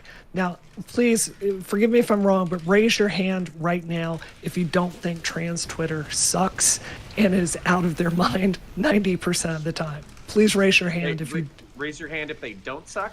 If you love it, if you love trans Twitter, Yeah, if you love trans Twitter, there's no problem. Please raise your hand. Great. Listen, we all I agree. love all of my oomphs, okay? All of Twitter is I have, insane, like, to half be the- clear. It's not just Trans Twitter. Trans Twitter True. is a particular wrecking ball. Yeah. But let's be very, very clear. Trans Twitter does not have any power. Even the blowback that happened to developing the new standards of care for children was largely academics talking to each other on mailing lists and giving nasty comments, right? The people that have the power right now, the people that are hypercharging this debate is the Daily Wire, which is doing show after show after show to millions of people, demonizing trans people. It's bills that are happening in the State House. We just learned this week that a huge treasure trove of documents, emails from anti-trans activists came forward with secret think tanks that are out there writing I don't know what I'm these supposed to do against laws ghosts. and passing them off to people. Is there anything? So I can't build we all ultras. agree that there are excesses on both sides when it comes to the language of this. I would posit to everyone on this panel, when it comes to attacking trans civil rights, when it comes to criminalizing the decisions that someone can make with their doctor and healthcare provider, there's one side of the country that's I doing feel like I this, can't do anything. and it's not This trans is so Twitter. fucking stupid. Oh my god, I hate I this just matchup. find it funny that he's you just like think slowly that turtling out. I this can't like one pressure. segment of a social media platform is not the one that's driving any of this. This social didn't media say that. platform is feeding into other social media platforms, and other social media platforms merge into other platforms. This information is coming out from all different aspects, and it's being shared and propagated. So as much as you don't think that Broodlords trans feel so Twitter horrible. is a large component of this, it is a component of it, and it Sure. unfortunately Like I'm gonna use broodlords, but they Hold just on, get sniped by the ghost or killed by I the. agree with you. Hold on. I agree with you. In fact, I said earlier in this debate, I think the messaging that trans Twitter has decided has set the trans community on course oblivion with civil and rights. it's happening on Facebook, and it's happening on all these So- other. So I agree with that, but there is a difference. There's a difference in It's Twitch messaging, too. and there's a difference in actually writing bills and criminalizing healthcare. Yeah, because those it got are to two Facebook. different. It got to all the boomers that are actually now worried about it. Okay, so I just want to like go back a little bit and pause. So when we're talking about suicidal disparities, Taff, I apologize. It was one study that I don't think I had sent to you yet. It's by Toma. I'm not sure if you've seen Brian C. Toma, 2019. That's the main one that I'm citing that I think did a really, really good job of breaking apart the different groups of cisgender versus transgender and did a really good job of analyzing them. Obviously, you can go through. I know you're like just getting it sent, so it's going to be a little bit different. But when we look, if you go all the way down to table 4, that's the one that I'm focusing on. And if we have like an odds rate, it basically, I don't want to have to explain odd ratios. If anyone will just grant me that I know what I'm talking about when I'm saying odds ratios, what we see is that for both suicidal ideation and attempts, transgender women were the highest, like overall doing this. They were vastly out, like ideating and attempting, and then the next under them was transgender men compared to cisgender of both of those things. Yeah, to be clear, I absolutely agree that these people have much higher rates of suicidality, and that's definitely like very well founded. I think what is less well founded is whether or not HRT has a positive effect, right? So like there's a few studies that we've gone over. For example, I think like the big one that is probably not even a representative sample, but does find like beneficial effects with mental health and with ideation. Then you look at like ideation with a plan, ideation with plan and attempt, and the p-values of those are like much higher, like 0.73 and 0.64, right? So that's what I mean, that like when you break it down, you get like very different answers across the spectrum as far as where the benefit of HRT is. Oh, really they're all going. dead. All 8 of those are dead. And that is the source of my claim for having less data on the actual people who are actually committing suicide or having plans and actual like things planned out for the suicide, rather than people who are just passively ideating. Okay. And he has infinite vision over like all my units. All right. So unless somebody has a can of worms that they want to open up, I do feel like the progressive and the one fascist, the esoteric fascist, were able to find some common ground. I felt like Turk did some good pushback. And then RJ, I know that lab coat bullshit is not your favorite thing, but maybe next time we'll get Erudite to send you some homework notes. That way you can do lab coat shit, so you can argue with her about lab coat shit. So, Perfect. And then if not, then Do we you will actually want insist. studies? And Oh then yeah, we will- send them my way. I'd love to. And, yeah. and look if over you it. don't want to argue lab code shit, then what we'll do thought so. instead is we will force the progressives and the leftists and our esoteric fascists to exclusively talk about anecdotes, feelings, and literature of a Very spiritual masculine nature things. Yep. in order to inform them. And I'm kind of not kidding. Like if they had like a bunch of Karl Marx quotes and you were coming at them with the Oh, Bible, I boy. think that would actually be pretty good. Hey, if so- RJ wants to talk about his fifis instead of all this, I'm down anytime. Yeah. So absolutely would love it. But since we are coming towards the last 15 minutes, I do feel like y'all are covering good ground, but it also does feel to be more like a nuanced breakdown instead of people trying to go for each other's throats. We're going to go into outros and shoutouts. Then you're welcome to like kind of hang out with us, decompress, although this was a relatively chill panel. If you want to hang out for an hour, just bullshit, talk about whatever you want to talk about, you can. If you have another engagement, if you want to be someplace else, you can dip out. So, Miss Brianna, where can Yes. people find you? What are you passionate about? Shout yourself out and share any That's final my- thoughts on it's- the topic. Oh my god, this is so nerdy. Please don't judge It's me. like unwinnable. but I don't was know at what to do Games against Done the Quick, mass Q snipes. It's like so fucking speedrunning stupid. Super I have no Mario idea. 2, my Princess Peach only speedrun. I'm literally one of the top speedrunners in the entire Like world Swarm hosts? with Okay, Princess yeah, I'll try that, I Peach, guess, so next time. please go check that out. We just had the Frame Fatales event, and I'm trying to get into San Diego for the really big Games Done Quick prime time to do that. And when Resident Evil 4 drops next week, I will be speedrunning that one. If you want to see some hot takes, you can follow me on Twitter at Brianna Wu for as long as that service continues to exist. And then it seemed like Turk had a passionate response to speedrunning Peach, so I'm going to let him do his outro next. Shout your stuff out and give us a rebuttal that Brianna is legally prohibited from responding to. I did just a quick question. Did they remove the mask requirements for GDQ coming up? I have no idea. Oh, never mind. All right, well, I'm Anyways. happy to have nerds. Turk, please. Yeah, shout so your stuff I'm out. Turk. I do science and tech, PC hardware, gaming handhelds, and all that stuff. If you know what the Steam Deck is, you should definitely look up my channel on YouTube at The Turk. You can find me on all the other social medias as well. I'm glad this debate was actually kind of like a conversation. Hadn't for watched in a once, long so, time from like the early props to 2000s. Counterpoints And for not just the casual, the casual sort of gay humor, casual use of the hard R. Oh, really? It's jarring. Yeah, it's jarring now. And for Casual use of hard R. Yeah. Of where? Yeah, absolutely. Like okay, it was an episode of American Dad, and it was just Really? like, yeah, it wasn't for shock value. It was just like used. Whoa. Right. Well, I mean, here's Wait, the thing, what? right? That was in 2003 or something, like 2002. Yeah. Like I'm not gonna Wait, did deny that I dropped my fair share of hard R's back then because we didn't even the term hard R didn't even exist. What? Haven't watched in a long time from like the early 2000s, and just the casual, the casual sort of gay humor, casual use. That was in 2003 or something, like 2002. Yeah. Like I'm not gonna deny that I dropped my fair share of hard R's back then because we didn't even the term hard R didn't even exist. We didn't think about it, right? And it's funny because to me that doesn't feel like that long ago, but to my kids, Are you talking like N-word hard R? what? No, Okay. I'm pretty sure that's how people use that term. no, I think that's so. the N word. What is he? What are you guys talking about? What is he saying? Am I mistaken? I think so. No, the one with the like for like mental disability. I'm pretty sure people use hard R in a very different way than you just used it. Oh. Okay, either hard way. R means ending I understand. the N-word I with understand. a hard R. I understand what you mean. No, I'm not talking about that.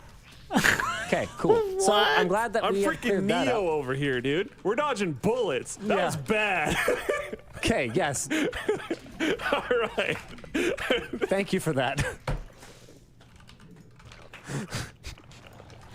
Right. I forgot about the part where I said, yeah, I just like used it. Yeah, no, actually. That's what I was like. I was pretty surprised with American Dad, and then you were like, "Yeah, me too." I was like, "Whoa!" Okay, Yeah, no, you've all known right. me a long time. Yeah, that's what. Yeah. And yeah, Never been a problem. No. Yeah. Anywho. We can breathe. Everything's okay. Cool. So right. I hope everyone likes not having a job anymore on Monday, because apparently I'm a giant racist. We didn't lose our money in the bank crash. The Yeah, bank no. run, In the audience run. All right, we're good. Whew, okay, we're good. Cool. So anywho, the point is that to my kids, 2002, 2003 is a long time ago. Yeah. It's kind of like, 10 years before I was born. 1976 is Are a you okay, long time ago to me. It's all relative. I think right? so- It's like, yeah, peace and love, hippies, like that's a world that I never coexisted with, right? And so it was interesting to me how jarring it was, even though, like I said, to me, people casually using the R word then, is that better? I think so. Okay, casually Linus, using the just R stop. word was what it was surprising. All right. So, why don't we do a couple merch messages? Okay. That sounds like a good idea to me. Okay. This is from Romeo. Would you guys consider a hot dog or a burger a form of sandwich? Or would they be their own food category? No, Show I your hate it when McDonald's calls their burgers sandwiches. A, because they're burgers, and B, because I think that sandwich has a connotation associated with it that whatever the thing is actual food. Good one. And I strongly disagree that anything McDonald's sells is food. Heck yeah. Okay, you want another one? These conversations make me uncomfortable. It's like when people ask if cereal's soup. Like I don't No. I don't want to. Cereal is cereal. You would never Gazpacho. eat soup dry, but you can eat cereal dry. That's the distinction. Never had like a packet of ramen without cooking it? Oh, crap. Haha! See, this is why I just Gazpacho. don't even want to have the conversation. I don't want to know. I want to live in ignorance. Bro, what are you doing? It's just food categories. It's not going to affect my life. I don't like. You can't improve my life by convincing me that What is he cereal is doing? soup. I'm just better off where I am. Sorry, do another Yeah, one. this is awful because, yeah, See even what if I you go mean? like, yeah, it's a Granola milk bar? base, but so is a cream of broccoli soup. Granola bar. Granola bar. If you were to take cream of broccoli soup and like freeze dry it into a bar. What if you freeze it into a popsicle pipe? Yeah, exactly. Okay, this is making me uncomfortable. See? Let's move on. See? Yeah. Okay. I don't like it. Next one's up from Jacob. This guy Happy hates Friday, me so guys. much. I'm an IT engineer that is often disappointed by mature technologies or protocols. What consumer or enterprise tech disappoints you most? Example, Bluetooth, printers, AV, SMB, etc. Oh, I mean, well, you nailed it on printers. Printers is just too easy. Yeah, that's a super low-hanging fruit. Yeah. Man, I feel like this is the sort of thing that I rant about Every month. Which is No. Throwing me into too big of a trap. But I stand by all my intros too, and I think I won this debate, so pretty good day for me. Okay, so in order to have the proper amount of shit on Turk, we'll go to Erudite. Please shit on Turk and do your outro. I don't want to shit on Turk. Turk, your beard looks great. I feel like every time I see you, I feel like the beard game is better. And not a lot of men can pull off a good beard. A lot of men are very panchy. My husband is jealous, I'm sure, of the beard, specifically before a schizo FBI analyst thinks something else. I should clear about that. I don't know. You can find me on Twitter anywhere. Yeah. Okay, Baze, appreciate you. RJ, please share any final thoughts and where the folks at home can find you. Yeah, my name's RJ. I'm a nationalist and a Christian. You can find me at real According RJ to her, Jr. he did not on tell her Twitter. to Well, not I do appreciate you hanging in this. there with us. And then, Ms. Sith, go ahead. So I'm Synth. I am Princess Cynthia on Twitter. I kind of have divorced myself from online stuff, but if you want to follow me, I do occasionally tweet dumb shit. I really appreciate being invited on. Thank you. It was really nice to talk to people who actually seem to know what they were talking about, minus the one. But yeah, it was a really nice panel. Thank you for hosting it. My very sincere pleasure. And then finally, definitely not the least of us, Ms. Toptouch. Please shout yourself out and share any of your final thoughts. Well, yeah, you can follow me, Toptouch1 on Twitter, or Tathrisms. That's my political one. I talk politics, and Twitter is a constant shit show, but it's fun. I'm enjoying it. I think that this discussion is good. I think people surprise me in their willingness to cede ground. And I think that the real hard question of the future is how do we actually move into a world where Maybe people are Willie willing, KB. broadly on a societal level, to simultaneously acknowledge the issues and problems with this body of data, and also that the solution is to get more data without necessarily jumping to conclusions either way. I think that that would be really where I want to go. And my sense is that there needs to be some sort of consensus before we can do that. And I'm not exactly sure what the pathway is from here. But I was impressed and slightly, I don't know, faith in humanity slightly improved by the panel and by the people on the left here who were able to engage in really good faith. So I appreciate it. Well, maybe if I got 6 smart motherfuckers to come into the room in order to define gender and sex for us, then we could move on a consensus. But Might just take longer.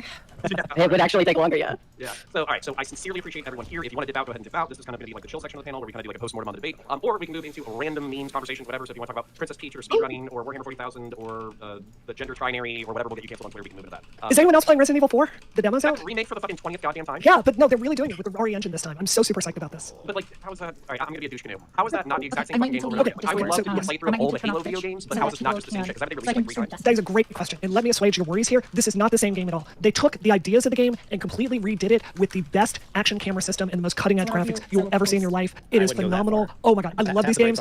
I'm one of the top speedrunners in Resident Evil 3 in the entire world. These are completely new games, so Is don't think she? it's just like them Wait, throwing a what? coat of paint on What on the a fuck? monkey. What has this person done in their life? Like a high fidelity Oh my god. So you could probably think of it more like the Final Fantasy remake, where they take like the essence of Final Fantasy VII, but they put it into a different like mechanic and not necessarily graphical style. So it's like if you liked the original game, this will be like playing the same game from a different perspective and a different like time in your life. So you might enjoy it differently, you know.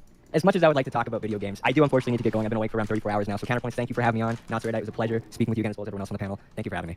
Thank you kindly, and then appreciate you, buddy. Just to be clear, if anything comes out to contradict me, then, you know, call me a liar.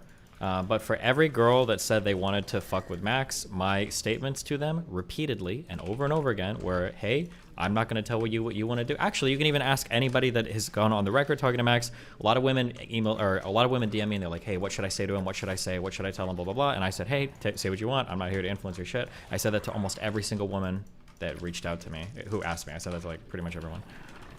Just letting you know. In case Max tries to say otherwise.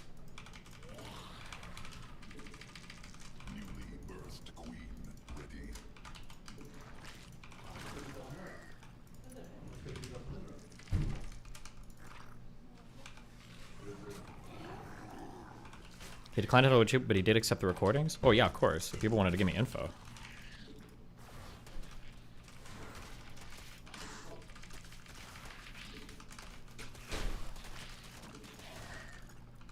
Do you think we lose because you can block this?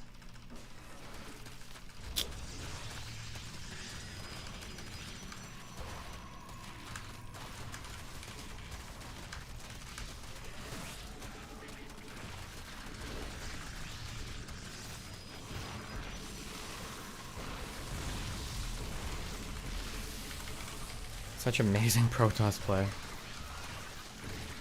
I'm glad that we have like a good dearth of options to all in from. Oh, actually, wait, that thing's out of energy.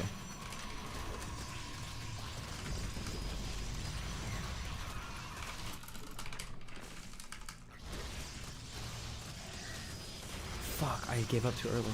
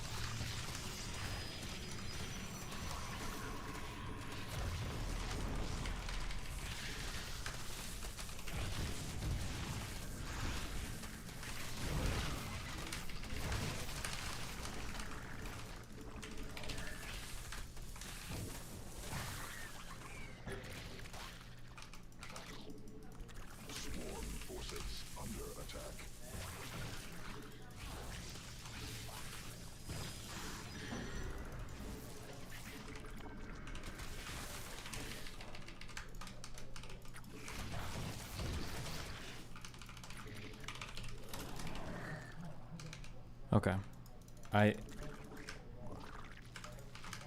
think if I leave this game, I think we just have GM, I think.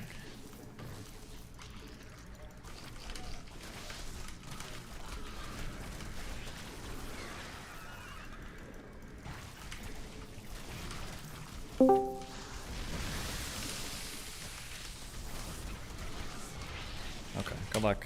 See if Contender works that way. Buongiorno. Oh, it doesn't. Why Hello, Steven. not? Hi, what's up? You seem tired. Inject energy into your voice. Get hyped, okay? Oh, everybody does this. You have to leave like the exact fucking second. Oh, this promotion system is actually so stupid. I Wait, should what have are you left talking right when about? the minute turn. You can get into Grandmaster, but you have to like game the system. You like join and leave a game instantly to get in. Oh, how stupid.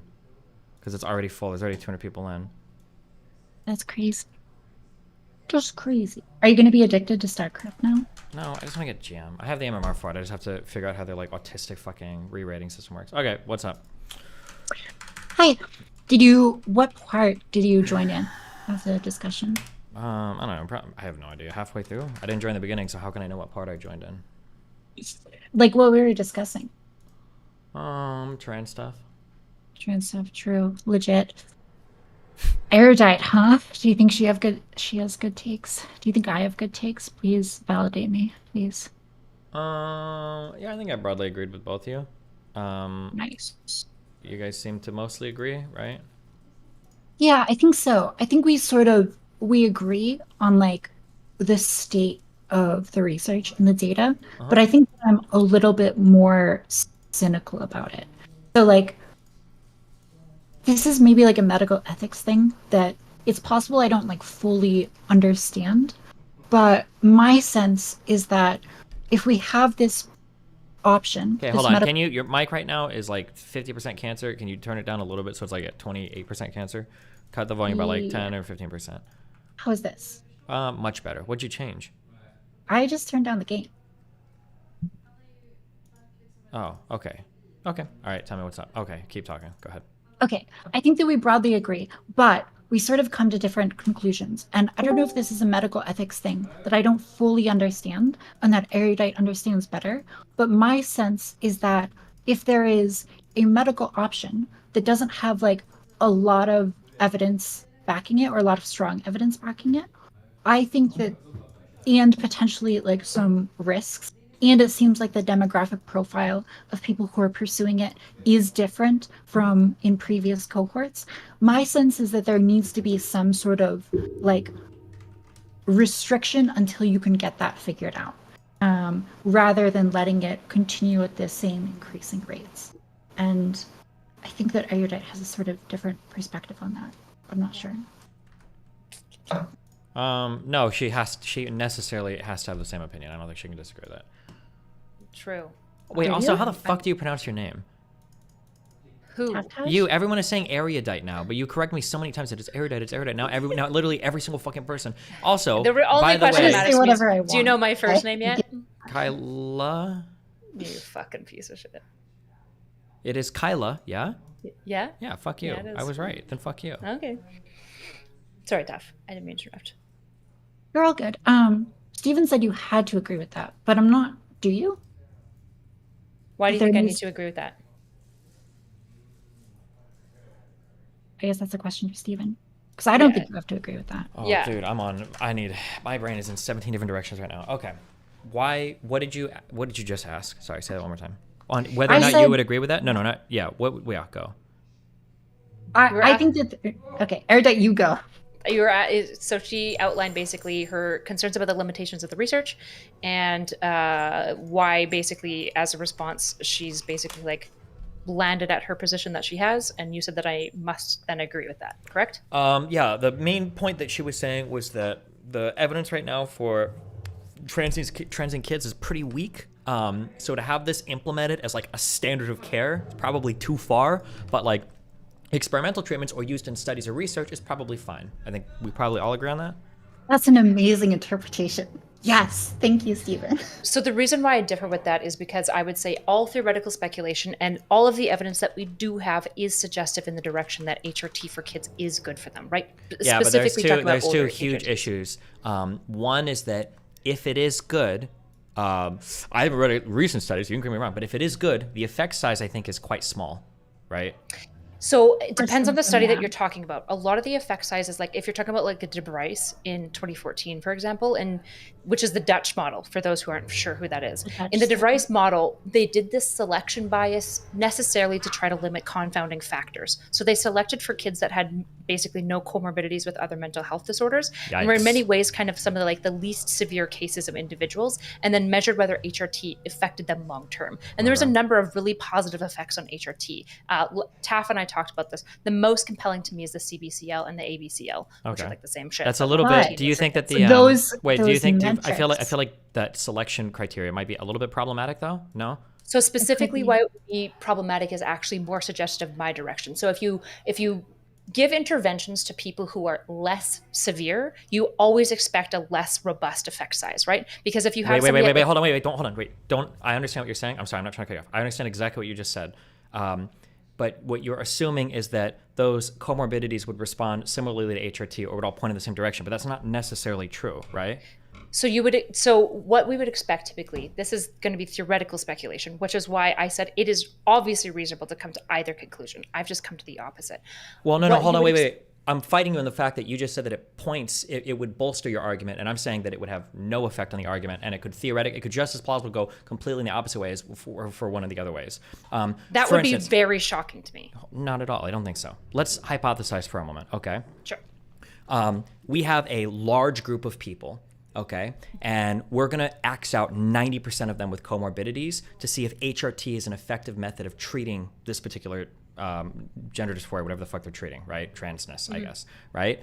When we do that, we see that the effect is big, and we see that it's statistically significant.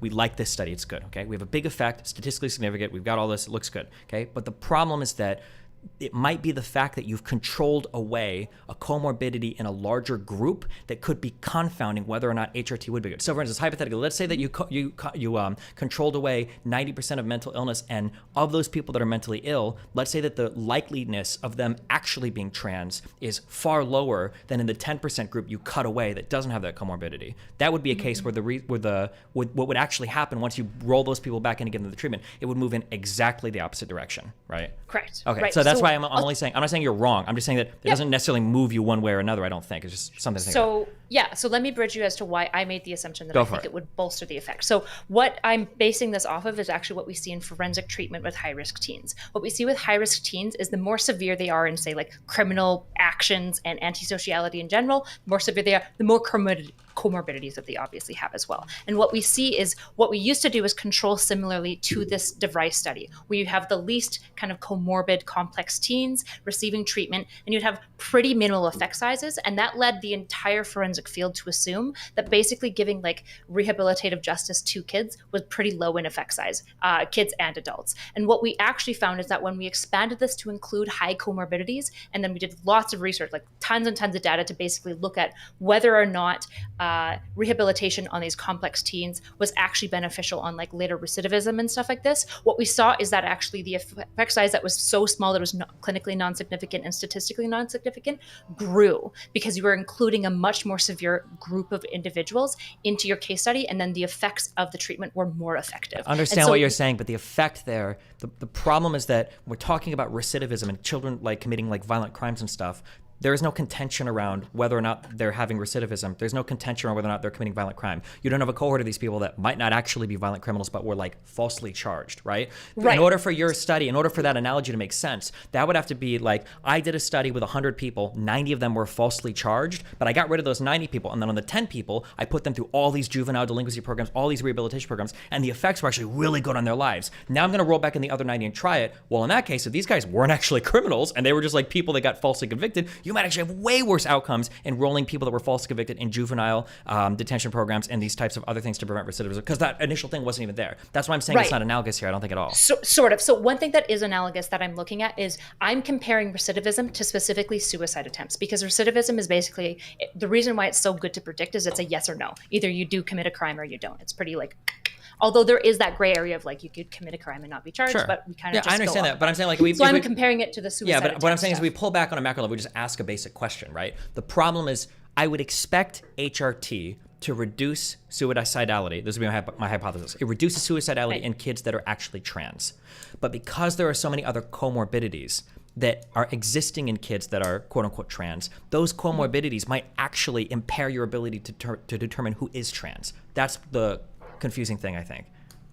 Yes, I would and it agree might be, with and that. then that. So brings I in understand you're saying the sample population. Yeah, is different. exactly. And the second thing that comes in is that the cohort has changed dramatically from sad, lonely people that are murdering themselves because they feel horrible to like fucking 80% of trans people today are NBs with pierced noses and blue hair on college campuses that are all AFABs. And that dramatic change in cohort is also indicative that there's and I think that was the reason why I think it was Sweden, right, that dropped, or was it the UK that dropped their... It was Sweden, Finland. Finland, yeah, okay. The reason why they dropped it is because the cohort is changing so much that it's like, ooh, hold on, well, now we're not sure anymore.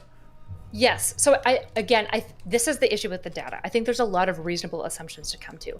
It's possible that mine is unreasonable. I'm not seeing it, I suppose. When I look at, for example, like the Andrews 2022 study, where you've got this clumping of basically trans kids and non-binary kids all together, I agree that this doing this kind of this confounding thing. What I'm saying though is that I suspect that if you cleaned that up and you took kind of the most severe cases of trans individuals, it wouldn't be surprising to me, and it would match all of our theoretical speculation about gender dysphoria, and it would match to, in my understanding of the adult samples, it would match more what we're finding in adult populations, that the more severe cases of people who have lots and lots of gender dysphoria, they're probably what we would say like quote unquote the most like actual trans, these people are actually going to probably benefit the most from HRT, and therefore it's going to be affecting our effect sizes in the direction I'm suggesting. Yeah, hold on, wait, we gotta get, the study doesn't matter. I'm sorry, hold on, the study doesn't matter. We need to get our brains aligned here on this, on the actual like research part of this, okay? Because I don't know if you're not understanding me or if I'm not understanding you, okay? What the debate that we're having is, let's say that we've got 100 people and we think all of them have cancer, but only 10 of them have cancer. And we want to, and the 90 that have fake cancer have like a ton of comorbidities. Like they might be malnourished, they might have autoimmune disease, they might have a bunch of other things that mask as neoplastic syndrome or other kind of cancer related things, right? Well, let's say that we say, okay, let's get rid of all these kind of weaker cases. Let's take the 10 most obvious strong cancer cases and pump them full of chemo, irradiate the fuck out of them. And now we see that their outcomes are really good. Well, from there, we're safe to assume that the effect size is huge here. If we bring on all the people with the comorbidities, well, now it's going to be even better. But that's not true, because of that 90 people that we cut away. We've cut away so much confounding stuff that might be masked to the fact that those people don't have cancer. If only 10 out of the 90 we cut away have cancer, 80 out of 90 of those people are now getting a treatment that's totally inappropriate. And now our effect size would reverse, and we would expect to see negative outcomes, which I think is possible. So I understand.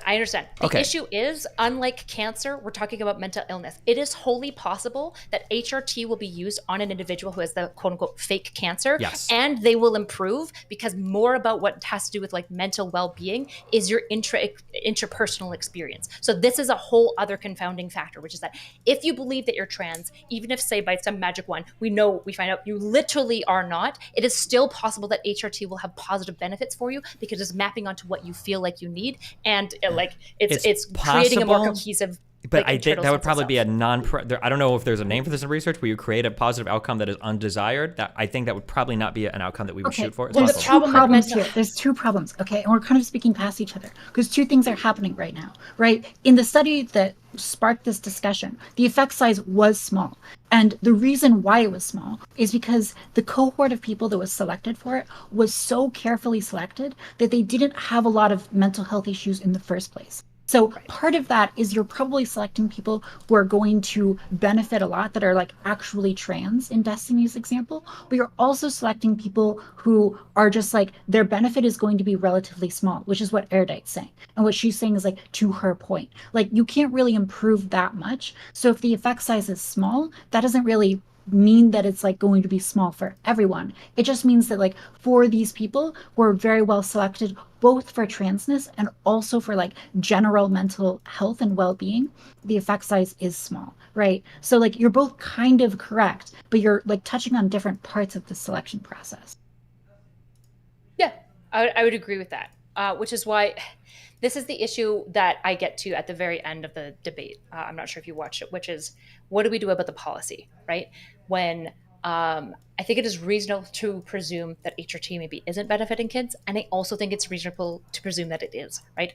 The data is just so messy across the board, which is why like I don't even understand the SOC8. It's like blowing my mind. That I think that's great. I think it's fine. It's a cutting edge new treatment for a cutting edge new social phenomenon. I would expect the data to be all across the board. But I think the reasonable thing to do is that's then not implemented as policy at the country level or whatever. And instead it's reserved for like these are experimental research things. If all else fails, or if there's some special selection criteria that you go through, just like how we would test any other drug under phase 2 or phase 3 trials, you would go that route. That's what I would Or if assume. people are willing to enter a study that like they know that there's a chance that they're going to be, you know, put into the group that gets therapy, and then they also have a chance of being put into HRT, right? Like if you are restricting it to people who are going to allow you to study them, that's a great way to get data, and also, you know, to make it so that there's a little bit of control and restriction, so you're not just shuttling everyone down the same path.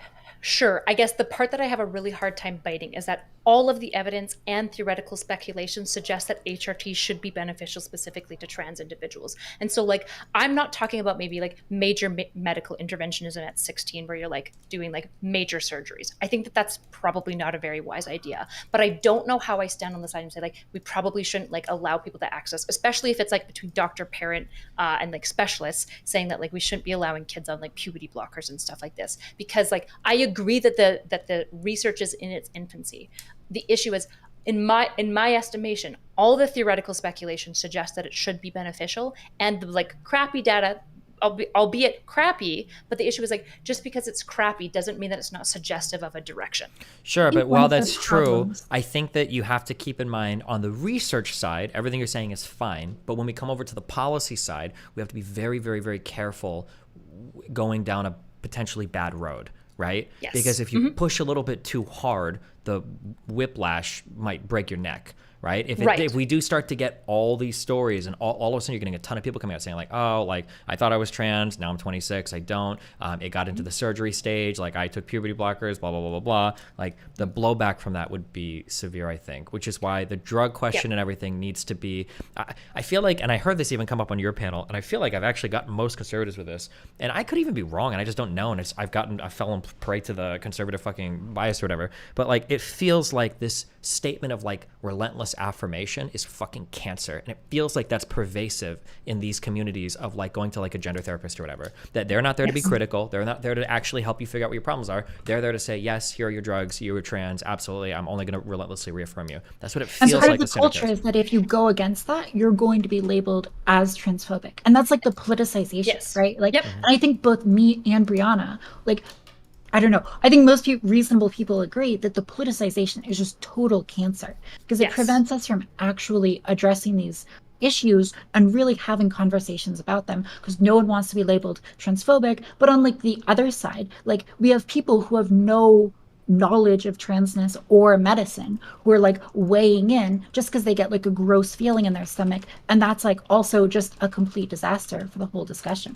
Yeah. No, I mean, I agree with all of these like hesitations, like absolutely. And this is why when I look at the SOC8, it sounds really good. And I do this bridge of, I know that there's oftentimes a very big gap between like what is recommended as treatment and what is like lived out. And I'm trying to balance this, for example, with like what the trans community is saying their experience is with getting care, which is that it's incredibly difficult. It's pretty much like cost prohibitive, like in and of itself, and that it can actually be decently difficult to get like access to this. What I don't know is when they're saying prohibitive, do they mean that it's hard to get diagnosed with gender dysphoria to then get treated? Or is it just a really long wait time? Because like wait times in and of itself are like one thing, but what I'm really wanting to be cautious about, and I like echoed this caution, is that fake cancer group? Are we vetting them out properly? I think that that's a really important question. The other issue is that like if someone's not satisfied with their gender clinic, a lot of times, at least in the US, you can go elsewhere, right? That's a And problem with so- all of medicine, though, unfortunately, right? Yeah, but what it results in is that, like, if you are trying to do a study, like you're trying to run a control group and like an HRT group, and you're trying to really figure this out, well, you'll ask like these young people, do you want to participate in this? And they'll just say no, and they'll just like go somewhere else. And that's why it's really hard to find participants for these more expansive, well-done studies. This is actually something that like came up in Britain, where they were trying to do these better experiments and people just like weren't willing to do them. So I do think there needs to be like some sort of coordinated attempt to get better data, because otherwise people are just going to filter to whoever is going to write the prescription. Yes, I understand this. I guess the main thing that I get caught on is basically, I know where the evidence is at. I'm speculating essentially that it's going to probably fall on the side that HRT is beneficial for transgender people. It probably improves outcomes. However, I'm also suspecting, because there's basically no data on psychological intervention, that psychological interventions are also going to be significantly beneficial and will probably reduce the amount of people seeking medical care. That would be my guess of what's going to like turn out in the data. Yeah, true. We just have to be careful data. with what we're talking about. I think the problem isn't. I don't think. I personally don't think that HRT is going to be beneficial to every single person who says they're trans. It's probably going to be beneficial to every single person that is trans, but our screening process for that right now seems to be not the best. I think that's the issue. And I think that's where the psychosocial or psychological interventions I think are probably more important, that need to be pushed more. But, and again, I can only go by what I read online. Like, it feels like there are a lot of trans people in communities that I read that, like, if a psychologist questions you, they label those doctors as transphobes. Like, I've seen for British people that they will call out. I think I see this on when I was doing my Keffels article, I ran into, I think there were Reddit posts on this even, where people like, don't go to this doctor, don't go to this doctor. Like, they'll ask you a lot of questions, they'll do this, like, do this doctor, they'll just like give you blah blah blah. Or if you even get a question about it, like, people push back on it, right? And then some people shortcut that process completely and just start ordering their drugs from Brazil. So yeah, that seems to be a problem that culturally we've kind of, and again, I always point back to this god awful, and I don't know if it's still popular, it probably is, that self-ID concept should have been killed in the cradle. The idea that ever became a popular idea for anything to do with trans is like fucking, like, fuck this whole process up so hard.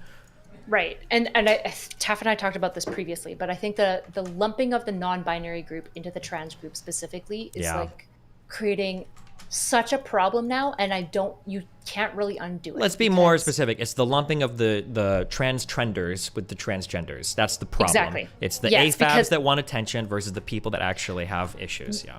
Well, clinically, when we're looking, so like one of the best articles, which even like Taff and I will still agree, there are issues with it, right?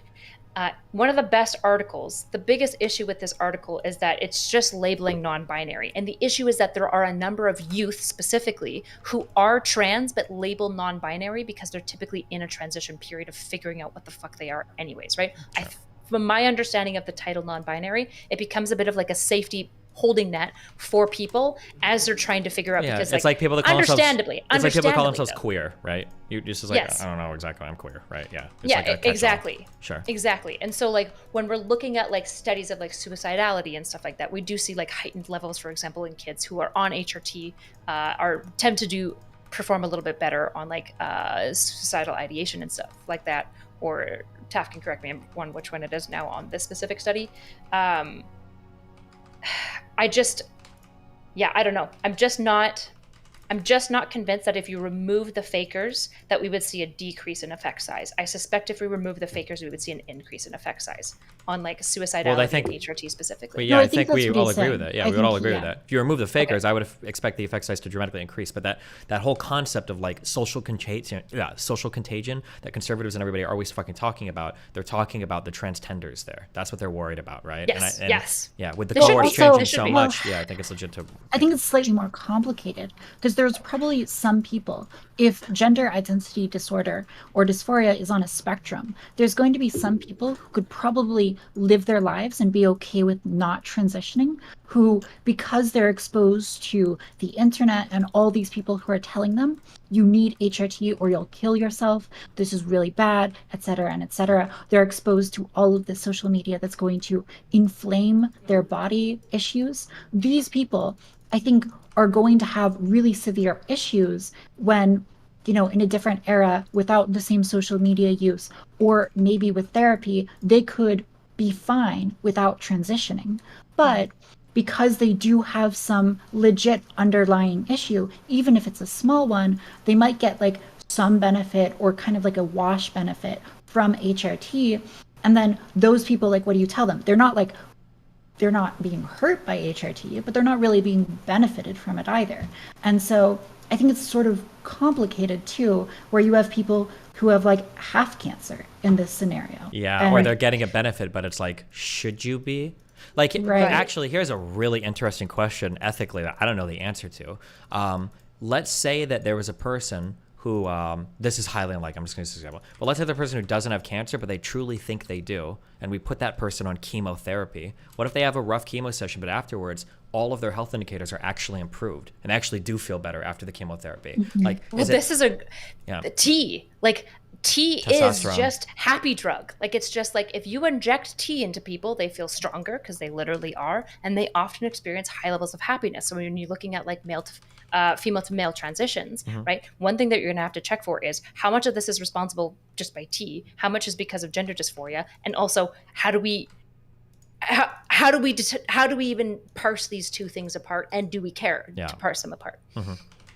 Which at a policy level, if we're paying for it as a public, I imagine we would want to parse those out. At a private level, if it's privately paid, I imagine we wouldn't care that much.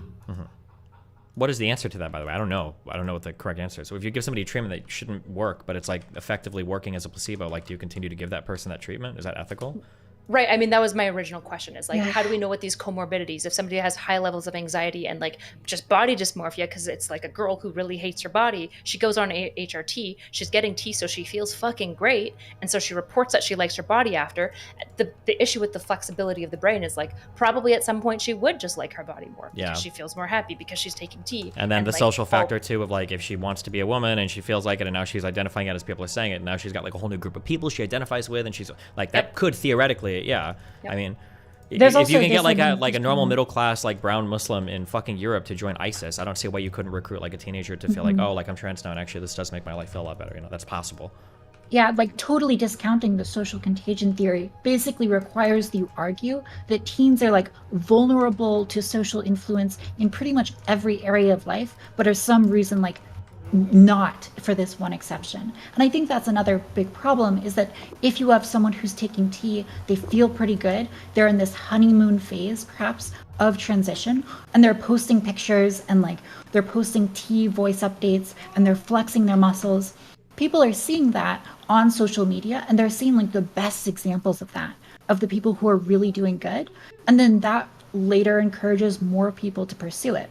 And so like, even if you have like a beneficial effect or like a null effect, like let's say that like no one actually is hurt mentally by this. I don't know if that's true, probably not. There's probably going to be some people who are hurt, but even if no one is, just the fact that people might pursue this because they see other people having good results might lead a lot of people to be medicalized when they otherwise don't need to be, right? Where they'd be fine either way. And that's also not a good result. So like, I think that when we talk about, well, there's probably no indication of like an actual negative effect, I do think that like unnecessarily medicalizing people probably is something we want to avoid.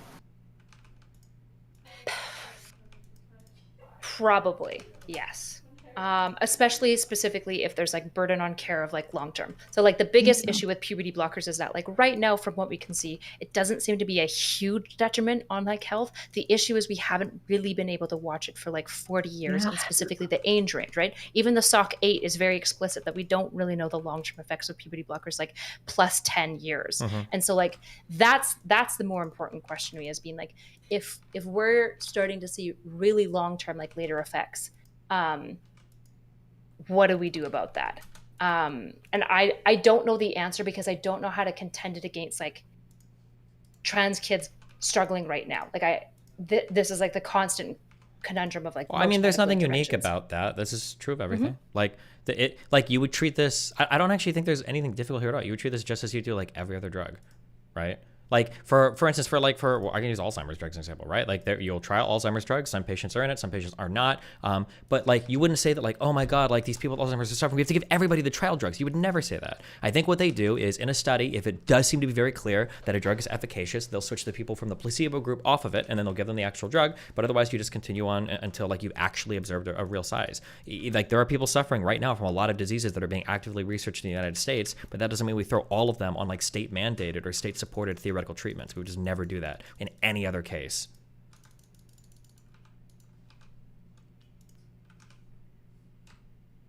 Yeah, I mean, that's reasonable.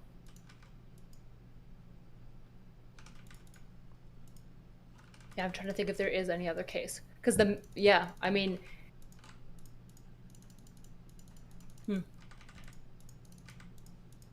I think the closest case I can kind of think of for limited stuff would probably be probably SSRIs. And I don't know if we were 100% sure if that was a good idea either. Yeah, I mean, all this medicated stuff is like such a big question. Yeah, well, the mental stuff is really hard. Medicining out the brain, like medicining your brain to fix like psychological problems is very, very, very difficult.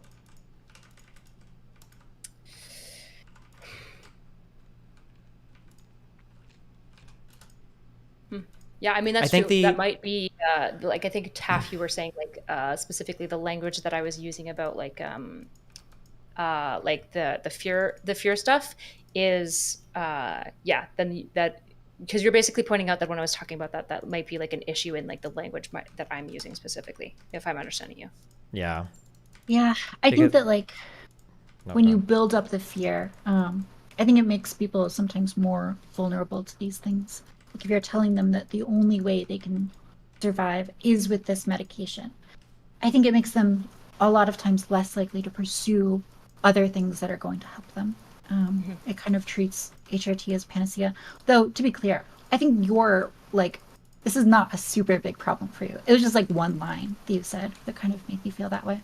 Yeah, no, that's fair. I'm just trying to be good faith. Yeah, I mean, fuck. I mean, this is like the issue that I like the trans issue specifically is I have a really big soft spot for like the actual struggles that they experience. And so there's this element of like trying to impress the like lived experience of specifically No, I don't think so. I think, or I'm not saying I doubt you, but I'm saying that like, I think what we have to say is that like ethics exist in medicine for a very particular reason. And it's to make these types of difficult things like easier to deal with, right? So we don't have to do this on like a case-by-case basis. I think it's okay to have empathy for trans people that are suffering that might not be able to get attention right now. That's fine to have empathy for it. But the ethics exist to guide us to show that we should have empathy for the other side too. That there might be people that are genuinely like desperately seeking these drugs because they've been told that they need them, because they've been told that if they don't go on them, their lives are going to be miserable, because they know that they're trans, because one day they woke up and they felt alien in their own body and then their favorite creator online said they're trans, right? We need to have empathy for those people too.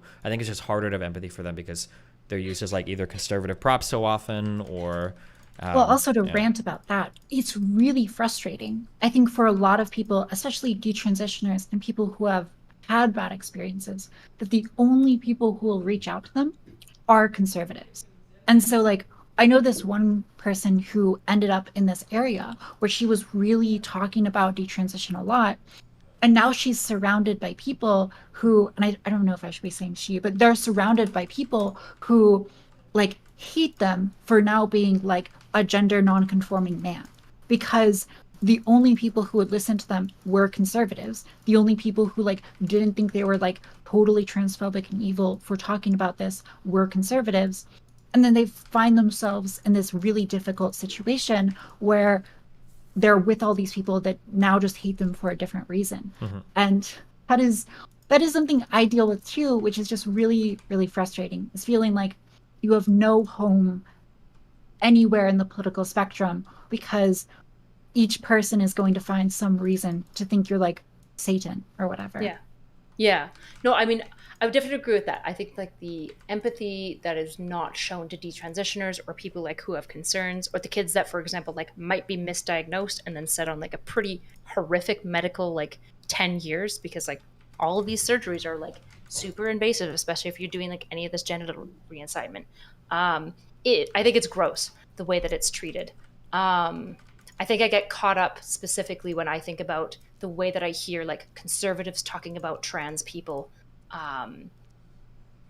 just like sends off so many flags that. Well, yeah. It's because the conservatives don't have a seat at this table because they have no compassion for them. Like, the conservatives don't care. The problem is that it should be genuinely a question of like medically, ethically, like what's the best thing to do to help the most amount of people. But for conservatives, it's more a matter of like what fits my political ideology. That's where the conversation starts and stops with them. That's why it always feels bad to entertain ideas that even sound like they're conservative in nature for this. It's because conservatives have zero compassion for trans people. They don't like them or care about them at all. They could give a fuck less. Right. But for a lot of conservatives, like you can literally nail them down on this. Like, what if there was like evidence showing that these things were producing better outcomes for blah blah blah blah, and a lot of conservatives will just tell you, like I've had to tell me before, like, oh, I still wouldn't do it. Like, I think a man is a man, and I was like, okay, so you don't give a fuck. This, like, you can masquerade as somebody caring about the outcomes or medical shit, but you don't really, because if the science showed another thing, you just wouldn't trust the study, you wouldn't trust the institution. It'd be the same way that they treat all the coronavirus vaccines. So yeah, it's that I think that's why it hurts so much to even like entertain this side of the conversation. It's because it's almost like ubiquitously inhabited by people with zero compassion for these people. Yeah, I mean, all of this, like, especially when I was going through the evidence today, one of my biggest frustrations is I'm not super interested in seeing, like, these alt-right, like, pieces of shit walk away being like, yeah, see, trans isn't real. And it's like, nobody's saying that. That's not at all what any of this is saying. In fact, what most of this evidence is weakly suggesting is that HRT helps trans people. Like, that's really what the evidence is showing. The issue is that there's a large gap in the literature about, like, psychological interventions and stuff like that that need to be, like, looked into.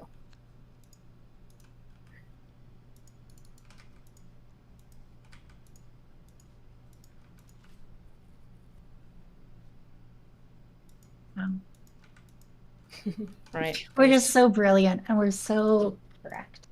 And yeah, all those dumb conservatives and progressives who are overstating their case, they're not like us. True. Feels good, guys. It does. Feels real good. Do you disagree? Go ahead. No, I agree. I just want to circle jerk a little. Oh, okay. Are you on a transphobic arc right now, or are you being more chill? What's going on with you? Listen. You're on a transphobic arc. Yeah, okay. Twitter is just not a good website. Yeah, true.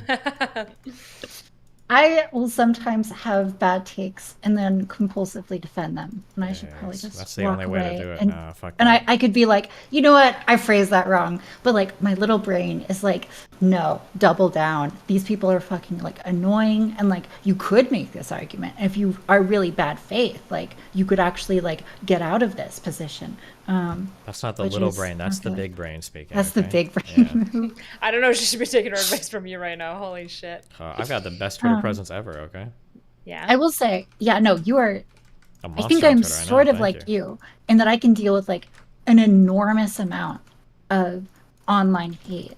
It's just like, it doesn't bother me that much. Then farm it. And so that's why like the part of my brain is like, yeah, be annoying. But I don't know. Not always good, because then you look dumb if you go too far. So issues. Just keep going. Okay, what would we do if we found out that if you gave people T, specifically like female to male transitions, even if it wasn't an actual trans issue, if it remedied most of the like major mood disorders that like a lot of these like much more severe, probably mentally, because if they're not trans but they feel like they're trans because they're so mentally unwell, then they're probably severely mentally unwell. What if we find out that T is one of the most effective ways to reduce these mood disorders? Do we transition them anyways? You don't have to transition somebody. There's Just take it as like a question. fucking vitamin or something. Will it increase their crime? A vitamin of T? Yeah, if I just put them on like a regimen like you would for whatever. Yeah, and we'd have to Like look a at other low effects dose, like yeah. crime and shit too. Yeah, but Well, why like, not? what if the effect size is more robust than, for example, like anxiety meds? Because anxiety meds work and they are statistically significant and clinically significant, but they're actually not as robust as like we would like them to be, right? A lot of anxiety meds, a lot of people build tolerance and have to be like constantly upped and upped and upped to like maintain the benefits of the mood disorder being treated. Yeah, thoughts on that, Destiny? Yeah, like I said, I mean, if it's the best thing, you put it on a mood disorder. That's not unique at all, right? We already prescribe people like antipsychotics for some like cluster B personality disorders and shit. Like, Well, the issue is if you prescribe them T, then they're also going to have like at least some secondary sexual characteristics that shift and change. They're going to put on more muscle mass. They're going to start growing body hair everywhere. Everyone should be a man. That's my position. Men are just superior. Sounds like a world I want to live in. No thoughts? Okay. Destiny agrees. It silences agreement. Based. I mean, that's what you would. I mean, if there are like those other side effects, I mean, like, it's hard because you're asking me to conceive of a world where I'm breaking some of my fundamental assumptions about human beings. Like, I would assume that humans can be happy and healthy as like men and women, and not everybody has to become a man. We're not literally in some biblical era where like the rib was taken out and we're trying to put it back in from like Adam and Eve or some shit, right? That's not what I'm talking about. I'm talking about girls who say, again, we've got a magic one we can test. We go, yeah, you're literally not trans. You're just severely mentally ill. But they believe that they're trans. They believe that they're in their own body. They have high levels of body dysmorphia. And if we gave those individuals, so they're like, they're basically people who have fake cancer, but if you give them chemotherapy, all of their health markers will go up. What do we do with these individuals? Yeah, I mean, I'd imagine you'd give them the drugs, right? It just seems, well, if it's it hard is really to imagine robust, that would be like the best way to do it, but I guess if it was, that's what we do, right? Because the other question is like, if you can do this less invasively or with a lower cost, obviously you would prefer that. Or like lower dosage or something like that, yeah. Yeah. So like, if you could get the same effect, but through psychotherapy, and the psychotherapy lasts, you put them through CBT, and that lasts like 3 years, and you have the benefit, and that lasts for much longer than like a lifetime dose of testosterone.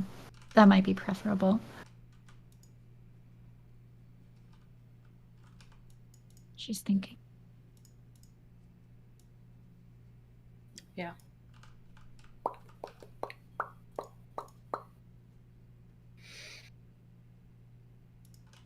CBT. Everyone, whenever I say CBT, they always think of cock and ball torture. What? No. And I never think of this. I feel like it's the much less obvious interpretation of it. Like, I feel like I cognitive think everybody could do a behavioral little therapy. good cock and ball torture. I think it would improve a lot of outcomes mentally. Maybe so. Maybe so. Do you know any unhappy people that have cock and ball torture regularly? Probably not. No. That's a good point. And I bet if you did like a survey of people who love cock and ball torture and like stand by it, Bet they're and you happier. ask them like, do you think cock and ball torture improves your life? I bet they would say yes. Probably. So kind of makes you think. And you gotta Okay. really commit to that too. It's probably hard to fake. Yeah, someone's like Base, did we strung solve up. things? Yeah, I I'm think gonna so. head out otherwise. Okay. Yeah, I'm too. Bye. What? Okay. Au Oh. revoir. I love you. We have some plans. No, Like you and me, or? No. I would never make plans with you, Steven. I fuck think you. me and Erudite and other people are going to do like TwitchCon stuff. That's currently the plan. Oh, if you want to do anything with me, you have to let me know like in advance. Otherwise, I'm gonna be banging moms. We gotta get on the schedule. Moms. Okay. Yeah. Oh, I'll have to. well, I don't want to. Because if you guys ask me while we're there, I'm gonna be busy doing shit. There's just no shot. But if you Yeah. make a plan ahead of time, I can probably do something. Yeah. I'm sure she'll plan something. But yeah, I'm just trying to interact more with people, so I think it'll be good. Why? What changed? Bye, Steven. I'm touching grass, so yeah. Why? Mentally healthy arc. I think I want to be more productive. I want to I'm contribute asking what changed. more. What happened? Did you new relationship or a new drug or new what? Oh no, I just started therapy. Yeah, Oh, okay. There you go. yeah, Cool. and that's been good. So I feel like 2023 era of the mentally healthy path is going to have lots of based and well-reasoned opinions, and lots of people are going to still dislike them, but that's okay. Yeah, that's a little So, yeah. cringe, but Bye, Steven. okay. Bye. Am I gonna lose fucking mission 1? Do I have walls? Oh my god, I do. I didn't even know I did. Fuck. Fuck. I should have been using these. I had no idea I had walls.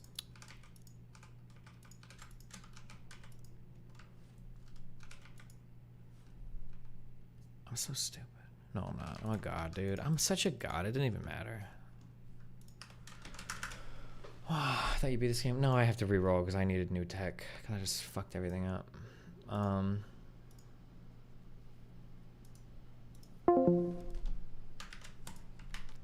Did you say earlier some Vosh to watch? Yeah, but it was really fucking boring apparently. Who is this guy? This person is going out of his way to publicly attack Islam.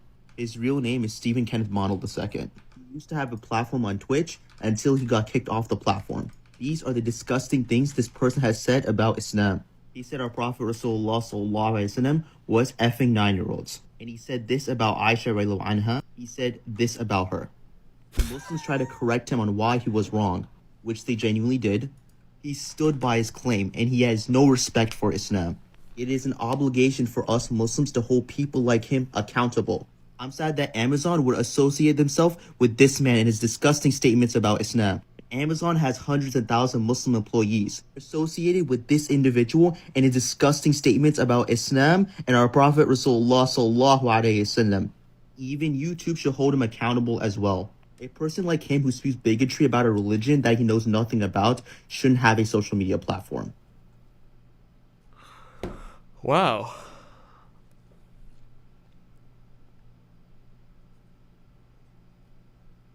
Who is this? Like a big streamer or a big TikToker? This guy's not even that big. Why the fuck are you guys? How us Muslim guys are like in our group only, in our guys only group chat. Do you or do you not feel bonita?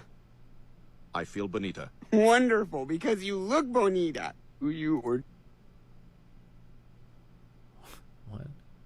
فأين الأبات وأين الأسود هلم حماة المكارم خفافا ثقالا ورد المظالم هو الكفر يرغو ويزبد جاثم فأين الأبات.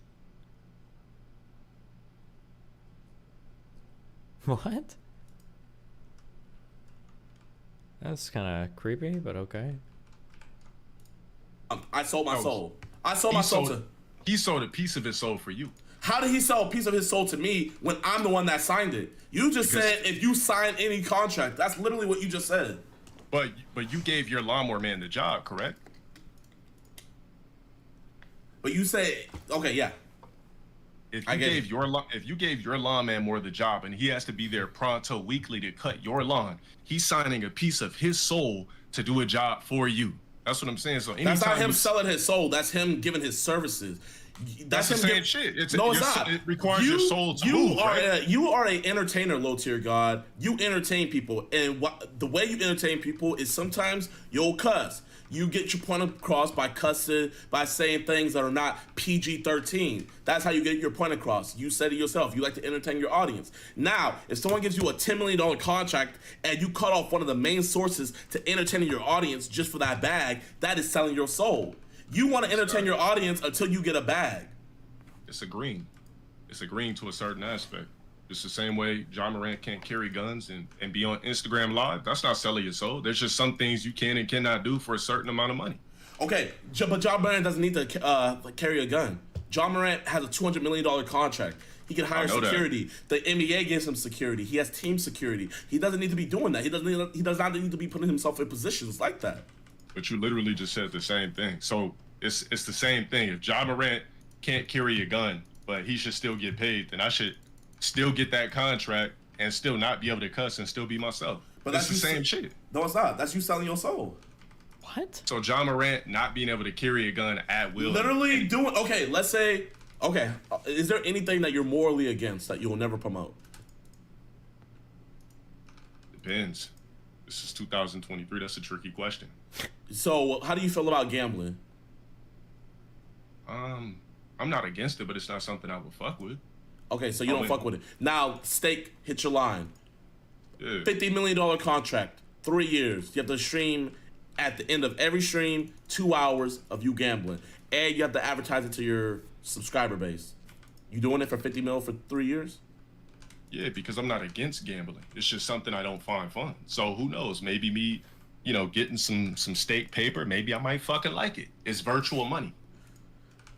I'm not against it. It's just something I don't find entertaining. Not a lot of shit fascinates me. So I'm definitely going to take that bag. Absolutely.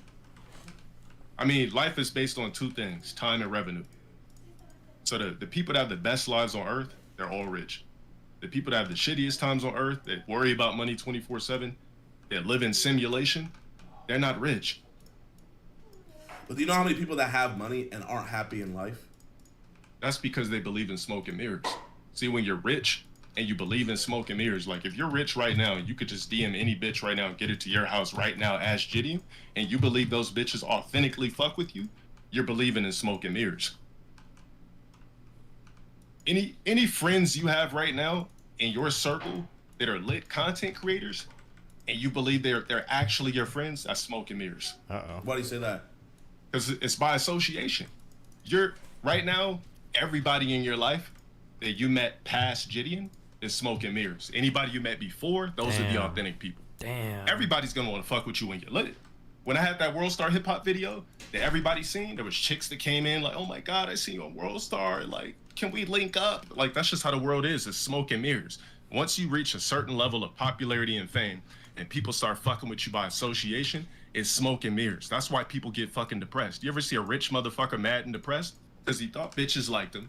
He thought his friends were real, and he thought everybody around him was solid. That's smoke and mirrors. That's why people with money get depressed, because they believe that their reality is authentic when it actually is not.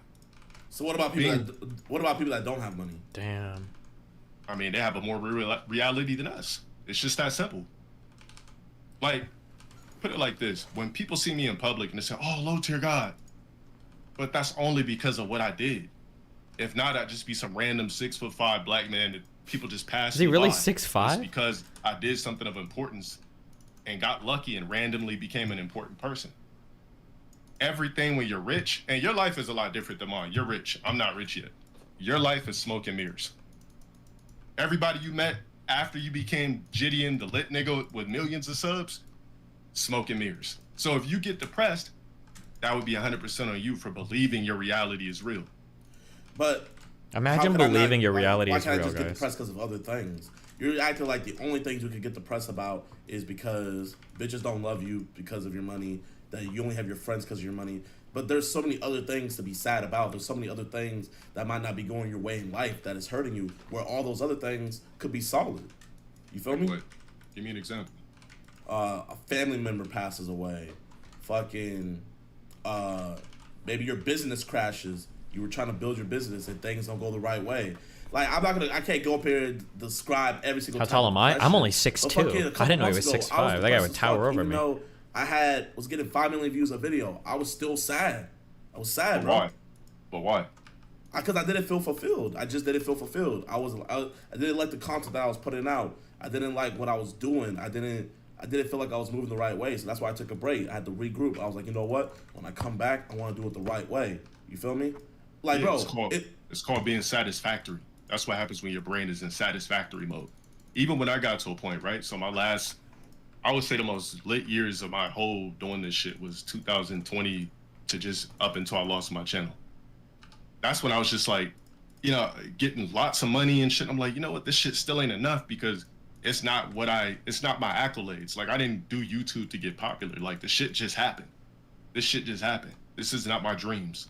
So the fact that you started feeling depressed, it was unsatisfactory. Because maybe there's something more for you to do. Like, maybe you should be a fucking actor. Damn. I feel like maybe your entertainment bug is probably deeper. It's just like this. It's like what J. Cole said. You gotta love yours. There's always, I have my house now. There's always gonna be a bigger crib than the one I have. There's always gonna be a badder girl that's out there. There's always gonna be someone with nicer clothes, this and that. But the fact of if you love what you have, then you win. It doesn't matter if you're broke or poor. Have you ever heard the story of the fisherman that was fishing and then a businessman came up to him? And this was the best fisherman in the village. And the businessman was like, bro, we need to get you, and we need to get an LLC so you can get your business and get a store started. And the guy was like, why? And then the businessman was like, so that way you can franchise, get it everywhere, and then you can make a whole corporation and be one of the top dogs. And he was like, why? So that way you can make billions of dollars, and then one day you can sell all your shares, and then you could just relax and have a happy wife. And he said, oh, well, I'm already doing that. The fisherman was like, that's what I'm doing right now. True. So even though the fisherman didn't have all the billions of dollars and all this and that, he was doing what he loved. When people do what they love, sometimes it doesn't matter about the money. Like, there's teachers out there that like, bro, teachers should be getting paid way more, but they're not, and they're struggling to make ends meet. But them helping kids, helping them in their future, giving them advice and stuff like that is more fulfilling. You feel me? That's why I don't know if you believe in the Bible, but Jesus would literally tell people with fortune to leave all their stuff behind because it would be more fulfilling to follow him than to keep your possessions. What is a man that has everything in the world, but he sold his soul in the process? You feel me? So you saying that, you know, it's money. If you're broke, then you get it, then you'll be good if you have the real ones. But then if you have the money, but you don't have the real ones, then you'll be poor. It's not about that. It's about loving what you have at the end of the day. I mean, that's just being ungrateful at the end of the day. If you reach a status where the top 1% of society cannot reach and you still find yourself in a sad place, then it's got to be something psychologically wrong. There's really no reason to be depressed with money. Now, mind you, that's a materialistic mindset, though. That's a hella materialistic mindset. When I say money is not about purchasing anything, it's about waking up, knowing everything's good, knowing that you could pay your rent, you could pay your bills, and that it's not about purchasing materialistic items. That's why if you go on my Instagram, I don't even post much, because money's not having about materialistic items. It's about having a non-simulated lifestyle. The person that goes to work every day, that does the same fucking job every day, they're depressed because your life is in a circular simulation. The only way to technically break that simulation is to make umpteen amounts of money. Because when you make umpteen amounts of money, you can break that mode. You see, your life is like this. It goes everywhere. Why? Because you broke that simulation through revenue. It's not about what you can purchase. It's about buying yourself time. Your time burns slowly and differently than somebody that works at Walmart, because they know tomorrow they have to go to Walmart. So when you say you were depressed months ago, I don't even believe it was depression. I think that it was unsatisfactory. You're not actually depressed. It's unsatisfactory because your brain is thinking like, okay, I've done everything. On top of that, you're young and you're rich. So you did what most 50-year-old people can't do. So your brain is in overdrive to the point where your brain is trying to psych you into thinking it's depression, but ultimately it's your brain being in unsatisfactory mode to where you need something else to do, which is why you said you had to be in a more creative space and take a break. You capped out. Your life is like 100. This is NBA 2K. You got all the fucking badges. Like, what else is left for Gideon to do? You probably could purchase anything you want, go everything you want, probably could fuck all the chicks you want. What else is there left to do for a guy in his 20s that has millions of dollars? That's why you got depressed. It was unsatisfactory. There's nothing left to do as a human being. Is there anything left you want to do? I watched some of your content. There's so much I want to do. I haven't even scratched the surface yet. Bro, if there was nothing left for me to do, then I would just want to die. Now, if I died right now, would I be satisfied? Yes, I would. I would be satisfied.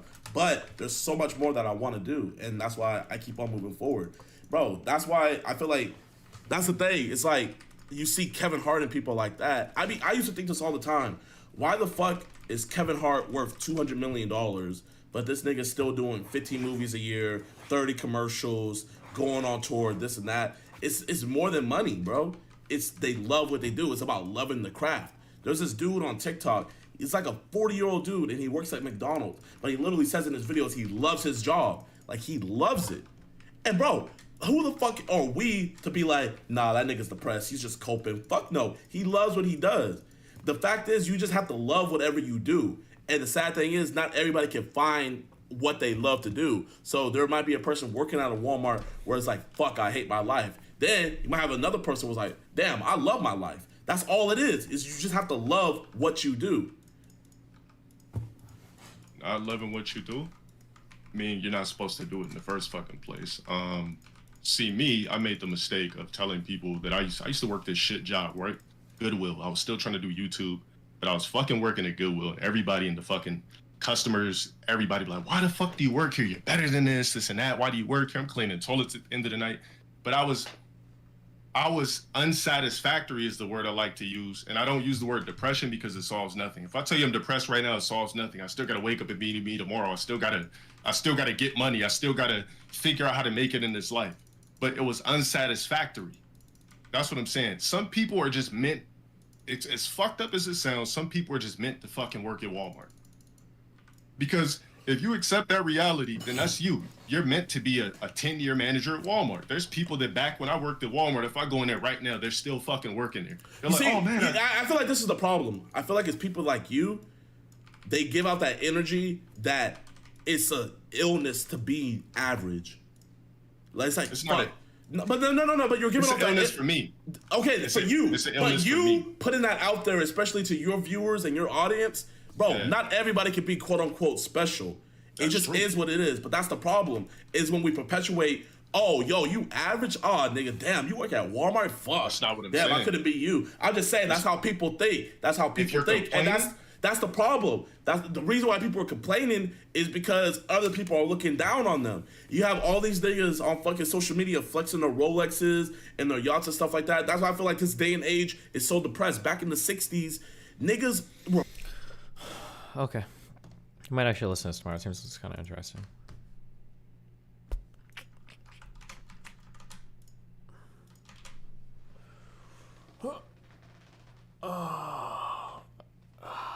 I think if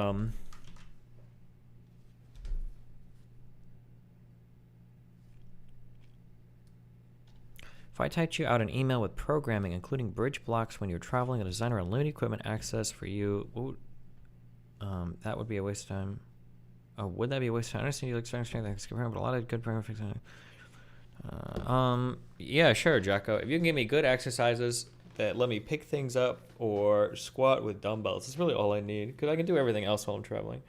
The problem with programming when I'm not in the problem with programming when I'm traveling is I think it comes down to a discipline thing of like telling the people with like, hey, I have to block out like 3 hours and disappear, or probably like 2 hours, because I've got to go to my hotel, I've got to change, I've got to work out, and then I've got to shower and then come back. And I think that's probably the most difficult part. So like when I was in LA last, there was a girl that I was hanging out with, like, and I was at her house the whole time. Like I might be like, okay, like I'm gonna take off for the morning or night for like 2 hours. I'm gonna go walk to a gym, drive to a gym, work out, come back, shower. And it's not that it's undoable. It's just that when I'm traveling, my time is like already so crunched. And then like if I have any free time, I'm probably gonna be hanging out with another person anyway. I mean, I probably could. I'm just lazy, or it's not lazy. It's that I don't get much time to socialize and hang out with other people. So like, yeah, I don't know. Sometimes I've got like a nice hotel gym. Like sometimes me and Melina will travel. We got a gym and a hotel, and we'll work out. I do that sometimes because it's really easy to do all your upper body shit with dumbbells. Yeah.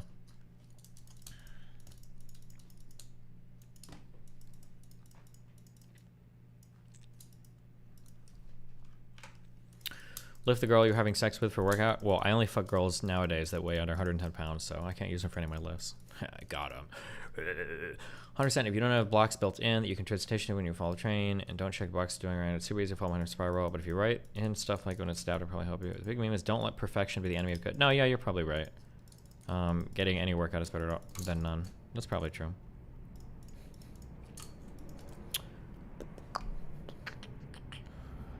Quick question, why do you have to travel so much?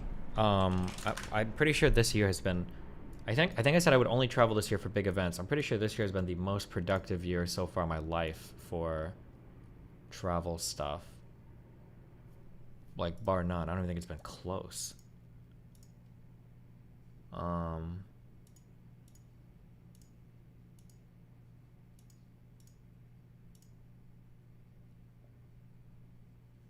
Hold on, I'm trying to see where all I've gone this year.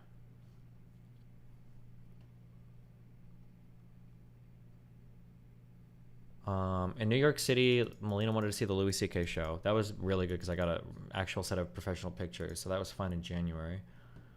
And Tuesday, oh no, not Tuesday, sorry. February I did Pearl show. I filmed 5 episodes when I was in London. That was really productive. When I went to LA, I filmed 5 No Jumper shows. That was really productive. In March, got some debates lined up. I think I'm traveling to do my Change My Mind event at the end of this month. That should be productive if the last one was. In April, I'm doing a Tim Pool show. That should be good. I'm doing a John Doyle debate at the University of South Carolina. That should be fine. I don't see a problem with that. I'm going to be doing that Austin's event, and I'm going to be doing a podcast with Chris Williamson while I'm there on the 13th. That should be good. Sydney Watson or Milo Yiannopoulos, I'm going to debate at the University of Tennessee. That should be good. That's worth traveling for. In Tennessee, I'm going to debate Clint Russell about Ukraine. I got a little bit baited on that because I think initially it was going to be Dave Smith, but I'll probably do that. That's probably fine. I think some debate organizers might be lying to me. I think if I get switched in the future, I think I'm going to reject the debate. I feel so bad doing it, but I've had quite a few people now. If you've set me up on something and I've ghosted you, it's probably because you did that to me. Some people will email me like, hey, do you want to debate this guy at this time? And I'm like, oh yeah, sure, that sounds great. And then they'll lock me in and they'll say, okay, cool, you're gonna debate him. They'll lock me in, they'll say, okay, this is good, blah, blah, blah, blah, blah. And then after that they'll go, oh, hey, like this guy couldn't make it, so we have this guy instead. And the guy instead will be a guy that's like 1/10 or 1/50th of popularity. And it's like, well, I've already committed, now I feel like an asshole. Like, fuck me, like, am I supposed to say sorry, I don't want to do it now? But I think I'm gonna start saying like, yeah, I'm sorry, I can't, I'm not traveling for that. But I feel like a clout shark for doing it. But I mean, I think I'm the least clout sharky person, like, at my status, so I think I can afford to clout shark a little bit when it comes to traveling. Especially because, like, I don't know if I've ever gotten a stipend for traveling, ever. There have been, like, very few events in my life where people actually paid me to go. The only payment I usually take is if people cover room and board, travel and board, travel and room, whatever, then I'll take it, but I don't get paid.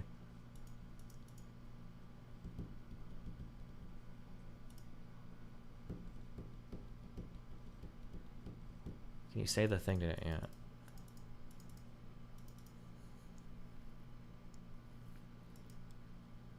You could offer not to travel and do a call-in debate instead. I'm trying to avoid those. For big people, I feel like in person is so much better. That Richard Spencer conversation was really, really, really good. I don't know if it would have been the same. It's just, I'm just locked in a different way when I'm in person and I can see somebody. It's just so much better. It's so much better to have these conversations in person, I think. Held politically. Help politically. Not today, like, what the fuck? Yo, what the fuck? Dumbass. Yeah, I don't know. I like these real. What about the Cosmic Skeptic talk? I thought about doing Cosmic Skeptic, but if I do that, I'd want to fly to London for it. So I'd have to ask Pearl if she wants to do a few shows. I don't know if I feel like flying back to London right now, or if I do it next month. I'm not sure.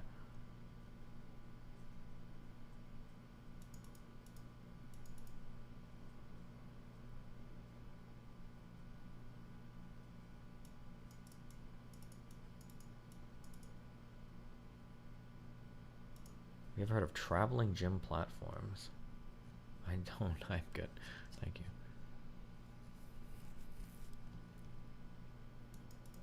Did you talk to Dick Masterson at No Jumper? Yeah, I did a podcast with Dick, me, Vito, and Adam. And Farah got pulled onto it too, although she had no plans to do that one. So I'm pretty sure she says 2 words literally the entire time.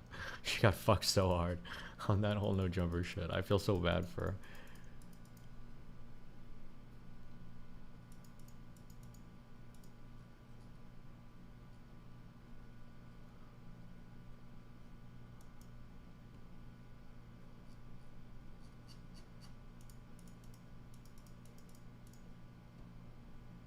Has that podcast been released yet? I think there's still, I think there are 3 that haven't been released yet. One is me talking to a couple of anti-porn, like, cult people, which was interesting. Another is talking to 2, they were supposed to be Antifa girls that Adam said he'd found for me to debate, but we ended up agreeing on most stuff, and it was okay. And then there's a 3rd one, which was me, Dick, and Vito, that hasn't been released yet, yeah.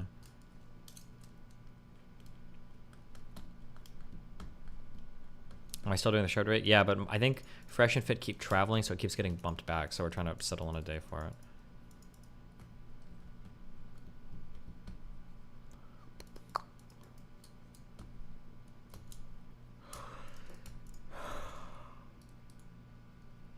it. Are there any new communities you're trying to make inroads into? Yeah, the ex-Muslim community. No, I'm just kidding. I don't know right now. We'll see. I'm just waiting for the next big political thing to pop off. I don't know what that's going to be yet. Oh, I also have an open invite to do that whatever podcast in LA when I go back as well, yeah.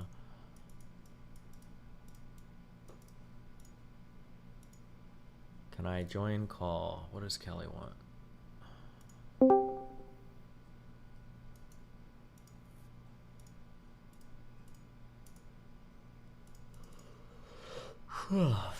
What do you think about the Van Lathan refusing the Richard Spencer debate and being disappointed with Yor and Adam for not properly confronting Richard?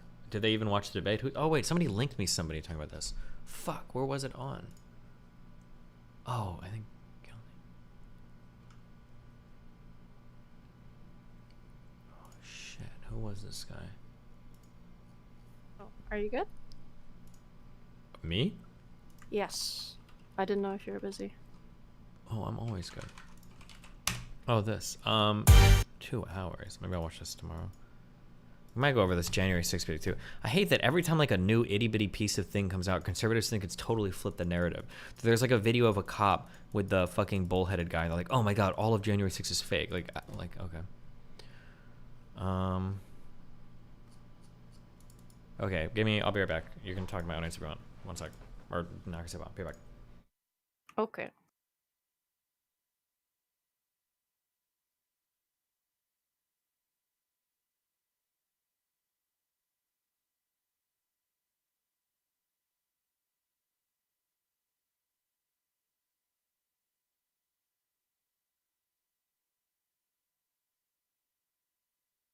Why do you keep asking me to do the voice when you simultaneously hate it? Why do you do this?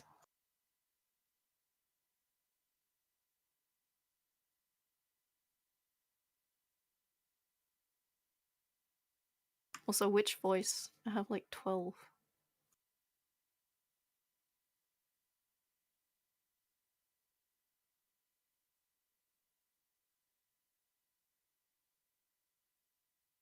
The fuck is a chav voice? Do you think I talk like a chav?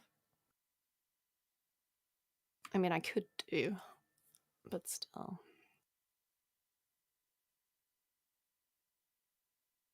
Ba-bam-na. Okay, you happy now?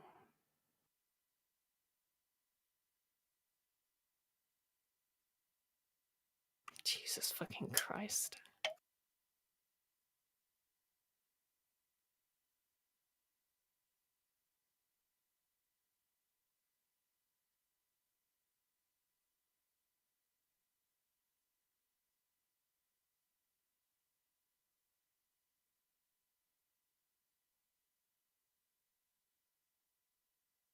Am I gonna review yesterday's arc? No, I actually had a really good time in that debate. Like, I get that people are criticizing me for shit I didn't say now. But, like, I had a good time. And, like, I spoke to Mindwaves and Zonya after the stream ended. Like, me and Mindwaves don't have an issue either. Like, he can take banter, alright? Like, you people fucking, what's the word? White knighting him is just kind of weird. You think he can't stand up for himself or some shit? I don't know. Why does Abba hate me? Has he said he hates me? Or are you just assuming that?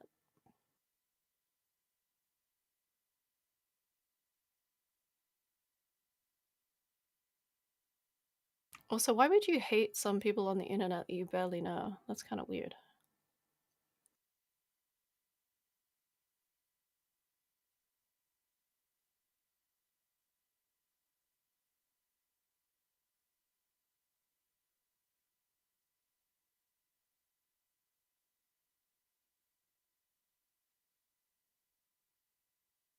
Why would he be bothered? He probably just thinks you're retarded. Yeah, that was what I was going with. Although, you know, you do realize you can formulate your own opinions. You don't just have to spurg retard, retard, retard over and over again. At least come up with more interesting and unique insults, alright?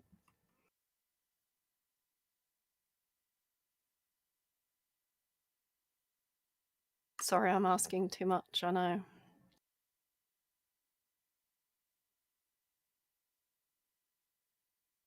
Oh, that'd kill yourself in there. Yeah, exactly. Make it a bit spicy. Add some fucking flavor to the insults.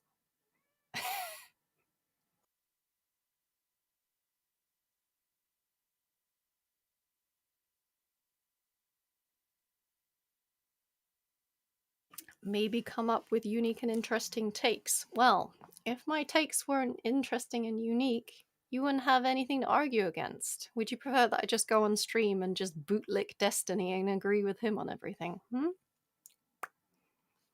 Would you prefer that? What kind of content would that be? Or we all go on stream and say, oh, yes, I agree. Shake hands. And then leave.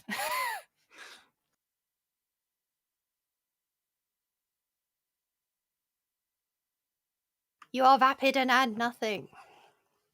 I see that a lot, and it's not just aimed at me.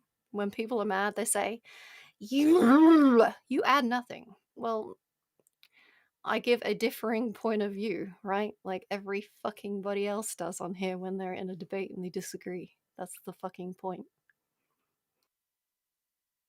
What exactly? What else could a person do?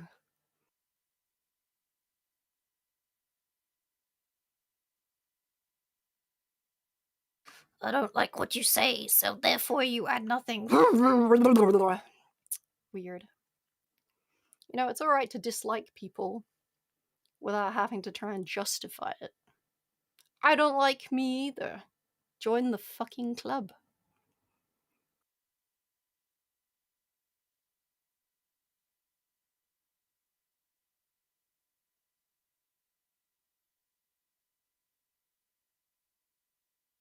You are genuinely an idiot! Exclamation mark. Yeah, exactly, this is what I mean. Very boring mid insults. Come on. Try harder. It's so boring to hear stupid, retard, dumb over and over again. Boring. You are boring.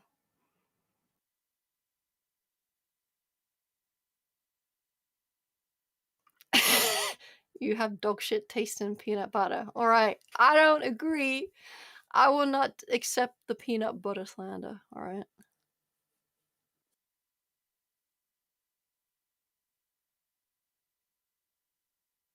Your eyebrows are uneven. Wait, are my eyebrows uneven? Fuck.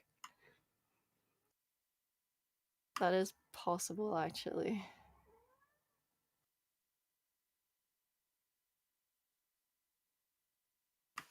I bet you forgot to go grocery shopping. Fuck, I did actually. You got me there. I ordered food earlier. I'm a dumb bitch. Ever eat crunchy peanut butter? Yeah, it was crunchy peanut butter. Smooth peanut butter is weird. I don't know.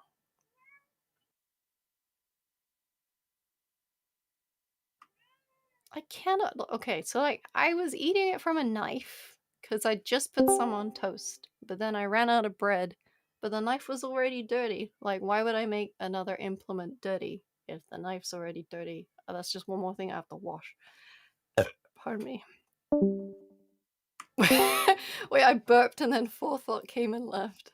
That's so disgusting. I'm sorry. That was a mild one. My bad. They can get much. I can project my burps. They can be very loud. I'm good, thanks. I mean, I'm just saying it's a skill. You want to go over your harassment case?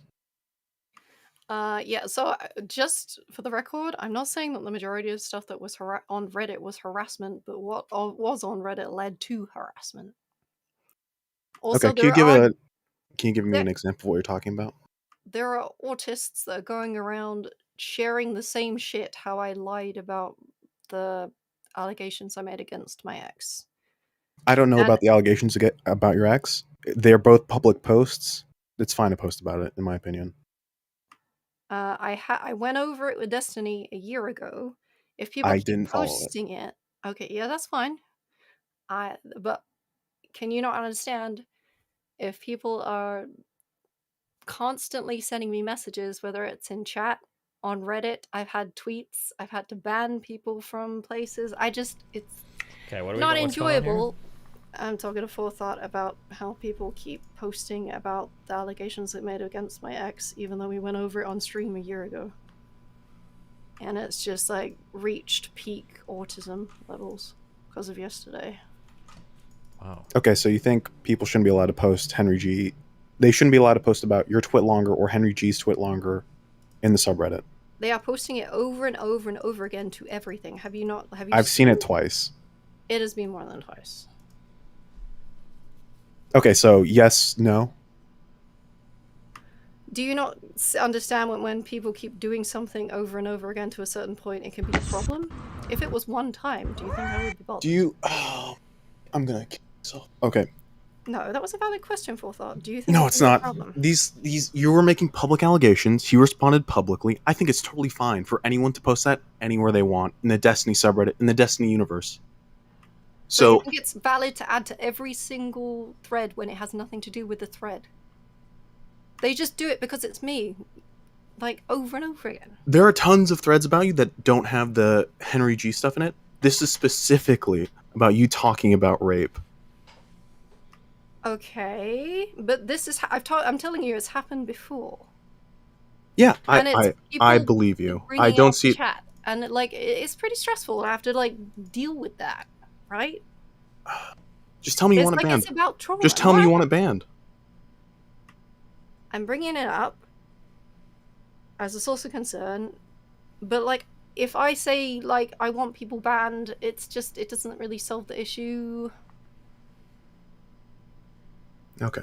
Also, I don't really like just getting people banned. That doesn't fix the issue, right? Like it's more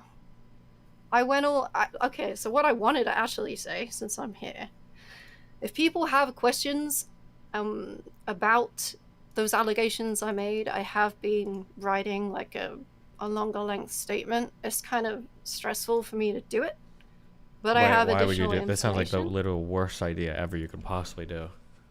because there's more information that came out afterwards and things that happened afterwards and etc. Like the girl that my ex used in his statement publicly called him abusive, broke up with him a few months later. And Wait, there's like obviously a lot- abusive how? I don't want to say exactly what he did to her because I don't know if I'm allowed to. I'd have to ask for her permission. Well, are you writing She, an article she made a relating to public it, or? tweet. She did make a public tweet. What did she say in the I'd have public to- tweet? I could link you it later, but I don't want to do it on stream. Unless I get her permission to like share stuff. Like a lot of it's really personal. But like I can show you, I don't care. But like I also have a letter from the police. I did make a statement. And they decided to like push it further and they did arrest him. I didn't Hold on, really wait, wanna take it further. I just wanted to make a wait, statement. hold on. We gotta be clear now. Make a statement to the police about what and what did they arrest him for? And were there any charges brought forward? Was there a conviction that followed?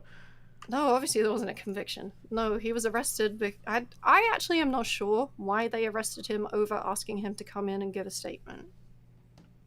Okay, wait. So did they arrest him, or did they just go to him, bring him down to jail to get a statement for something, and then release him immediately? Was he ever actually in jail? They told me it was an arrest and they took him in, yeah. Was he ever actually in jail? No, I think they just arrested him. He would have given a statement, and I assume they let him out within the same 24 hours. His ex knows a bit more about it because his mum contacted her and tried to get her to give a statement of his good character and say, you need to tell the police that he's a good guy, and she was like, no, he was abusive to me too. Gotcha. Okay, just checking. So yeah. he was temporarily detained for a statement. That's what happened. Yeah. But he was arrested. They told me he was arrested. He was so- detained for a statement. Is what happened. That's all I'm They saying. said arrested. So Okay, that's fine that when they said arrested, but what you just said was, oh, well, when I told the police, they went and arrested this fucker for rape, but they couldn't figure out what exactly happened, so eventually they let him go, because that's what it sounded like you said. That's what I heard. I'm pretty sure that's what most people hear you implying. I didn't say that. That's not what I'm implying. I'm actually surprised that they arrested him instead of just contacting him first to come in for a statement. I'm not too sure why, but they said to me that that was protocol then. But I was like, oh, okay, well, sure. But I have a letter from the Metropolitan Police. If I need to show that too as well, I can do that. There's like a lot of other information that I was too stressed at the time to like deal with. I don't think that people get that. The days after I put out my statement, Rekful killed himself, so I wasn't exactly in the best like state mentally. Like I was having a pretty rough time. Not only am I trying to deal with what had happened to me, and then dealing with a lot of harassment from the internet, and then one of my friends has just killed himself. So it's just like, cool. That was not great, but yeah. It is Yeah, I what think it the is. main question that was hard to understand is why make a statement at all? Didn't seem like. You mean originally? Yeah. Or you mean talking about it now? No, originally. I was concerned that because he didn't understand what I was trying to tell him privately, that means that he didn't understand in general and that he would repeat his behavior. And since he was abusive to the girlfriend that he was literally with in the statement that he made, I am kind of justified in that he didn't learn from his behavior, right? Okay, so I don't know if you understand what that sounds like, but it sounds like then you had an argument with him over something, he didn't agree, and since he didn't agree with your argument, you were like, well, I'm gonna Me Too you. That's what it sounds like.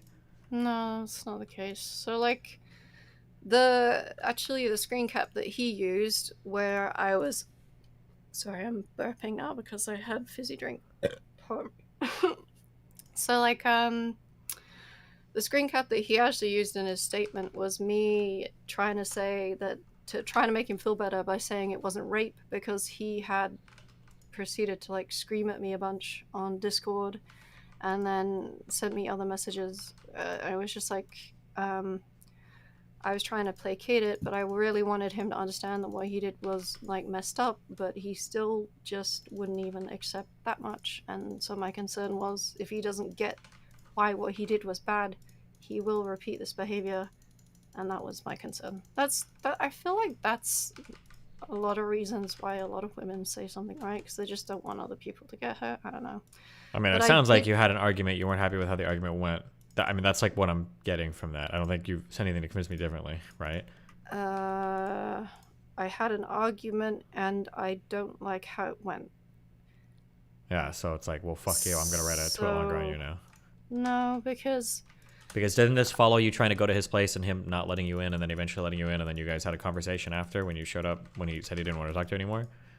I spoke to him after that as well, a few times. And when I spoke to him initially, so it's hard to remember which conversations were before and after, because we spoke about a lot of this before and after.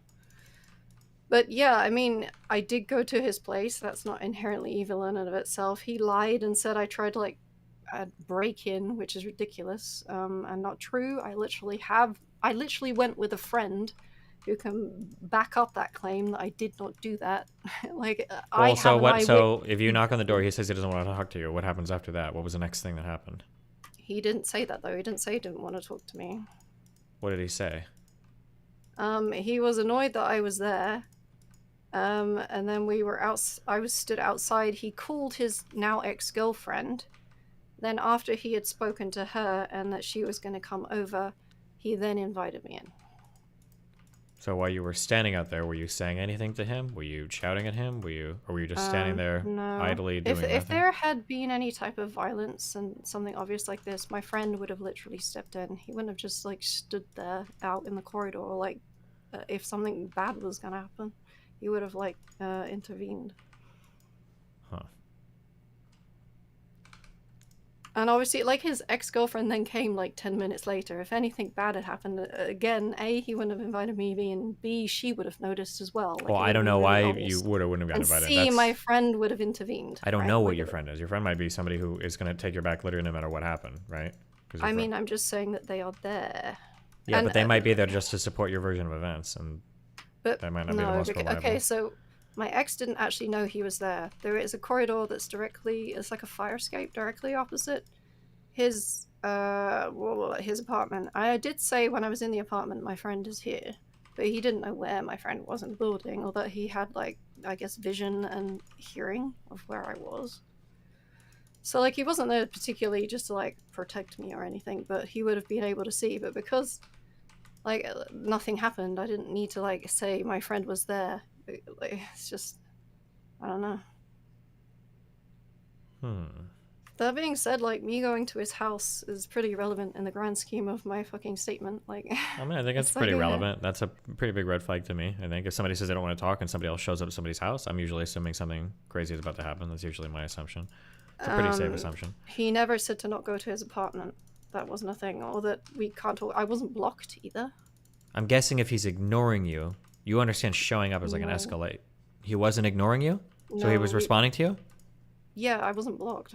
I didn't ask him. No. Hold on. I wasn't blocked and he wasn't ignoring me. I wasn't. Okay, wait. So if he was responding to your messages, why did you show up at his house? I think I went over this before. It's because he lied and said he wasn't in the country, and So that sounds like he doesn't want to talk to you in person. So you went to his house. That's what it sounds like. Well, the reason I can elaborate on why is because the girl in question turned out to be pretty vulnerable for reasons. Again, I don't want to like disclose her like backstory. She got kind of upset about it. And I was concerned about this. So my reason for going there, yeah, was because I wanted to warn her, but I didn't know how to do it that well when he was there. I was like, probably in the end I should have just like messaged her online, but my concern was if I message her online, he's just gonna manipulate the shit out of it. So maybe at least if I do it in person, I can warn her without it being a big thing. Okay. So based on what you've told me, it sounds like you're going there expecting a conflict. That's why you brought a friend. Was your friend a guy? There could have been, yeah. In the end, actually, there wasn't any. Like, I think he writes it in his own it sounds statement. like you were literally going to his house to try to like destroy his relationship after he refused to talk to you in person. That's what you're saying to me. He didn't ever refuse to talk to me in person, and I didn't. Well, then why did he lie about being out of the country? Huh? Why did he lie about being out of the country if he was willing to talk to you in person? He lied to me a lot, but that doesn't necessarily mean that he had explicitly told me we cannot talk in one way or another. Does he have to say we explicitly cannot talk for him to be pretty obviously not wanting to talk to you? I'm just saying I didn't disregard some explicit and like. I didn't ask if there was an explicit thing. I was saying isn't implicitly probably. Okay, so maybe he didn't want to talk to me, but that doesn't mean that I did anything wrong. Well, I'm not saying you did anything wrong. I'm just saying it seems like you went over to the house looking to end his relationship because he wasn't responding to you in the way you wanted him to. Okay, so I want to put into perspective, I was not doing that well. I'd obviously been through something that I was finding difficult to process. I had not processed it as rape. That's why I did not call it rape in my statement either. I was not in my best mental state. I can obviously attest to that. And I was these just are all concerned about... really good explanating factors for why you would go over to his house to try to end his relationship. That's what it sounds like but what happened. It's not fair to say I went to end his relationship. I just did, but I did want to warn the girl. Yeah, if that makes me a bad person, then okay. But I didn't say it makes. I'm not talking about who's bad or good. I'm just saying that you went to his house to try to end the relationship. Well, I didn't end it. They stayed together. I didn't for like ask if 4 you months. did or didn't. I'm saying you went to the house to do it. You knew there was going to be Okay. conflict, so you brought a friend. You were trying to warn his current girlfriend away from him because of whatever reason, and then that seems to be what that was the scheduled activities for the evening. I think it's kind of unfair to say I just wanted to break them up when I wanted to warn her. That's the same thing, right? No, it's not the same thing. What do you think is if going I to wanted happen to after break you them warn up- her? Wait, why not just DM? Wait, why not just because DM her then? Why not just send her a Wanting message? well, I said in hindsight, maybe I should have tried that, but my concern was I felt like he would manipulate it. So this guy. Also, there's no. So this genuine, guy like, is so abusive that you can't even trust her to receive a message on her private messaging platforms, but you think that you're going to be able to tell her about this level of abuse and she's going to stay? But she did stay, and then she dumped him for being abusive. That you're skipping ahead. I'm just trying to establish that you were going there to end the relationship. You probably figured there's going to be a fight, and that's why you brought probably a big male friend with you, I'm guessing. That's what it sounds like.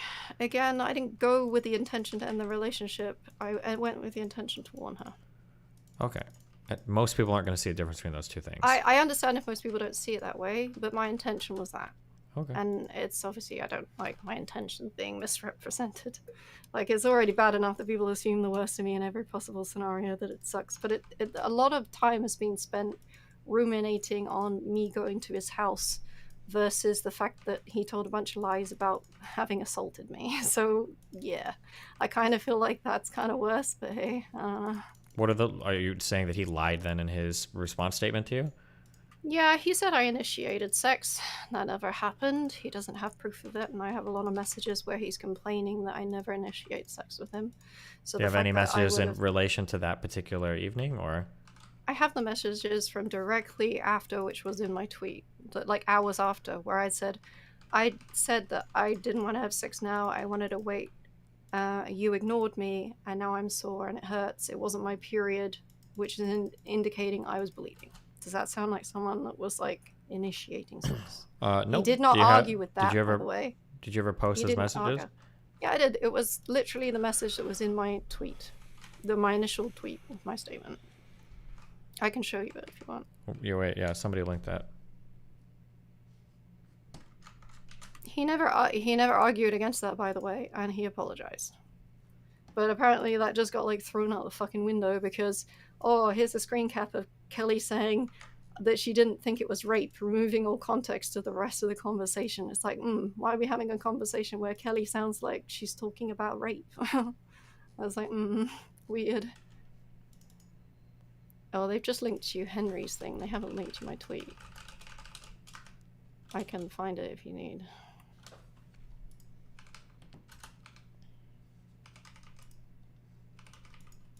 Do you want me to find it? If you can, yeah. I'm typing in chat. I'm just Alright, waiting for 2 somebody to like it. seconds.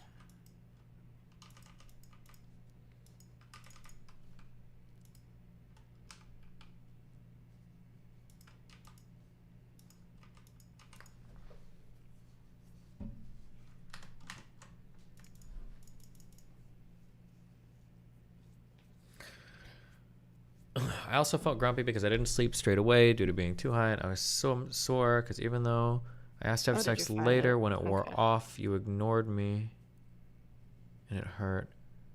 I asked to have sex later when it wore off. Oh, as in not now. Oh, ward off means I was too high because No, I know what it means. Yeah, but he also knew that I had had too much weed, so that kind of upset me as well. It's like he knew I couldn't consent because I was too high and the room was fucking spinning, and I was literally also saying no as well. And then he ignored it. Gotcha. I'm not saying it was like violent rape, but I am saying that I have vaginismus now and it fucking sucks. And I feel pretty bitter about it, especially when people say I'm lying. So yay. Gotcha. Well, is Forethought still here? Do you want to fight? Yo, what? Did you want to fight her over it, or? I don't think Forethought really had any context to this, so I'm not like mad at him. Oh, I don't care. I'm not litigating people's interpersonal drama. I get that. Any other subreddit issues you want to bring up? Any other harassment? I mean, I didn't really want to talk about this, but people should, like, if you want to make some threads, it's alright, but, like, fucking reduce the amount of spurging. Jesus fucking Christ, it's, like, getting out of hand. You okay? What is your experience with online spaces? I'm curious. Uh-oh. What are you getting at? This... If you're gonna give me a criticism for thoughts, spell it out. Oh my god. This is like the kid gloves of the internet. I can't fathom being upset about the subreddit right now. Especially right now. I am not upset about the subreddit. They've been criticizing me for I don't know how fucking long. Regular criticism is fine. And getting called a dumb bitch, retard, whatever, over and over again is also whatever. But if people keep bringing out fucking trauma shit, it is a bit depressing. Especially when they're doing it specifically just to upset me. It's like, yeah, no shit, that upsets me. Fucking hell, who wouldn't be upset by that? Yeah, sure. I can add that to the auto mod. I can remove the links and they can't bring it up on the subreddit. That's fine. Yeah, I mean, again, if people have genuine questions about those allegations, then by all means ask me questions, but just spurging that I am a liar is just tedious, and like, what am I going to do with that? It's like I didn't have a video recorder strapped to my head. I can't prove anything. That's the best I can do. Okay, gotcha. Anything else? Jesus. No, you're good. I'm not... What? I don't really like having to like have people banned or feel like that way about it. It's not fun. It's just I want people to understand where I'm coming from, and if they genuinely have questions, by all means ask me questions, even if they're hard questions. And then like if you want more context, if you want more information, then let me know. But just don't. I think it's reasonable to have certain things banned. I don't think there's anything unreasonable about that. I think it's reasonable. It's reasonable to have some things banned. There's nothing unreasonable about that. There have been a... Your mic is cutting out. My mic is cutting out? It's reasonable to have some things banned. There's nothing unreasonable about that. That's what I was saying. Okay, yeah.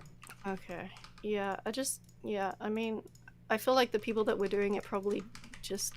I don't know. They probably don't need to be banned permanently, right? Maybe they just need to be told, stop it. I don't know. I feel bad then. Fuck them. I don't like banning people. I like arguing with people, but I can't really argue with you're a liar because you lied about rape. I'm like, what am I supposed to do with that? It's not like what? I'm kind of stuck. Okay. Okay. Do you feel okay?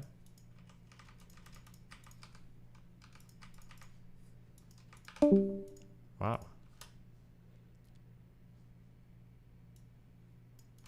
So how's it going?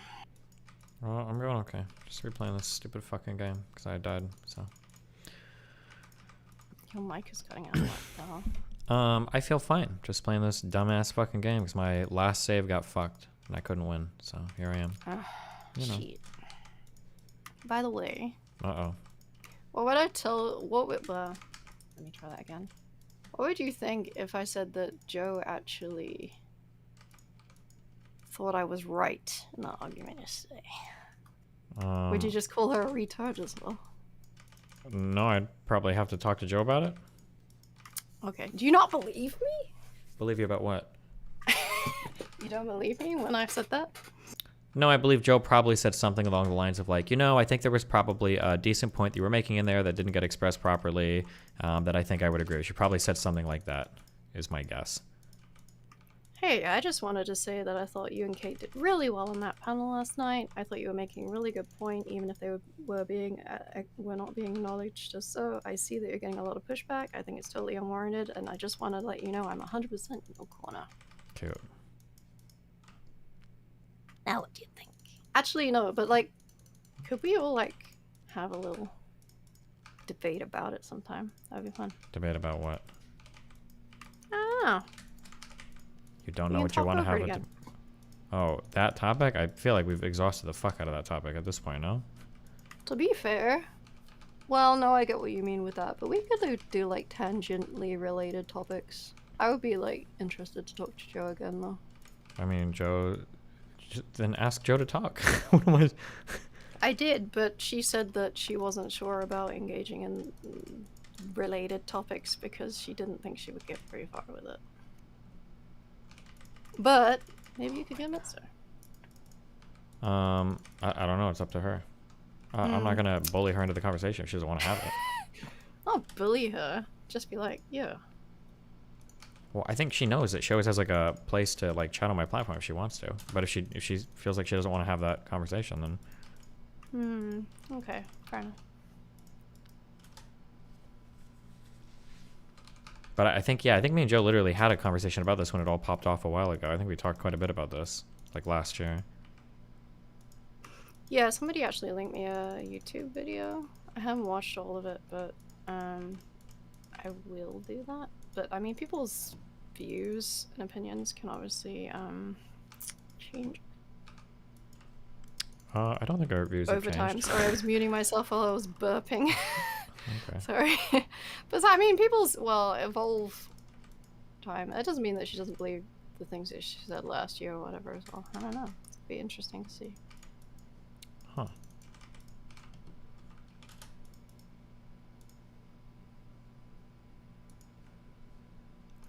Wow. But yeah, again, I have mental illness. Unequal peanut butter as well. Okay, bye. Be careful. Wow. Just what a wild ride, guys. Colony population of 600? Did I really get 600 on this shit-ass fucking map? Do you not get more research points if you like 100% a mission without like ever losing? Or is it only like fucking victory points? For which, who the fuck cares? So I'm not even gonna have more research points. I just need to like direct my research better. That's basically what's gonna happen, huh?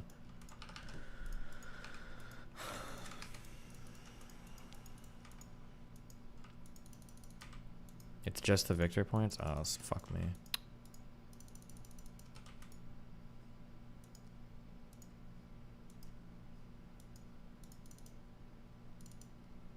Did I restart the campaign? Yeah, I think I was bricked based on my research choices.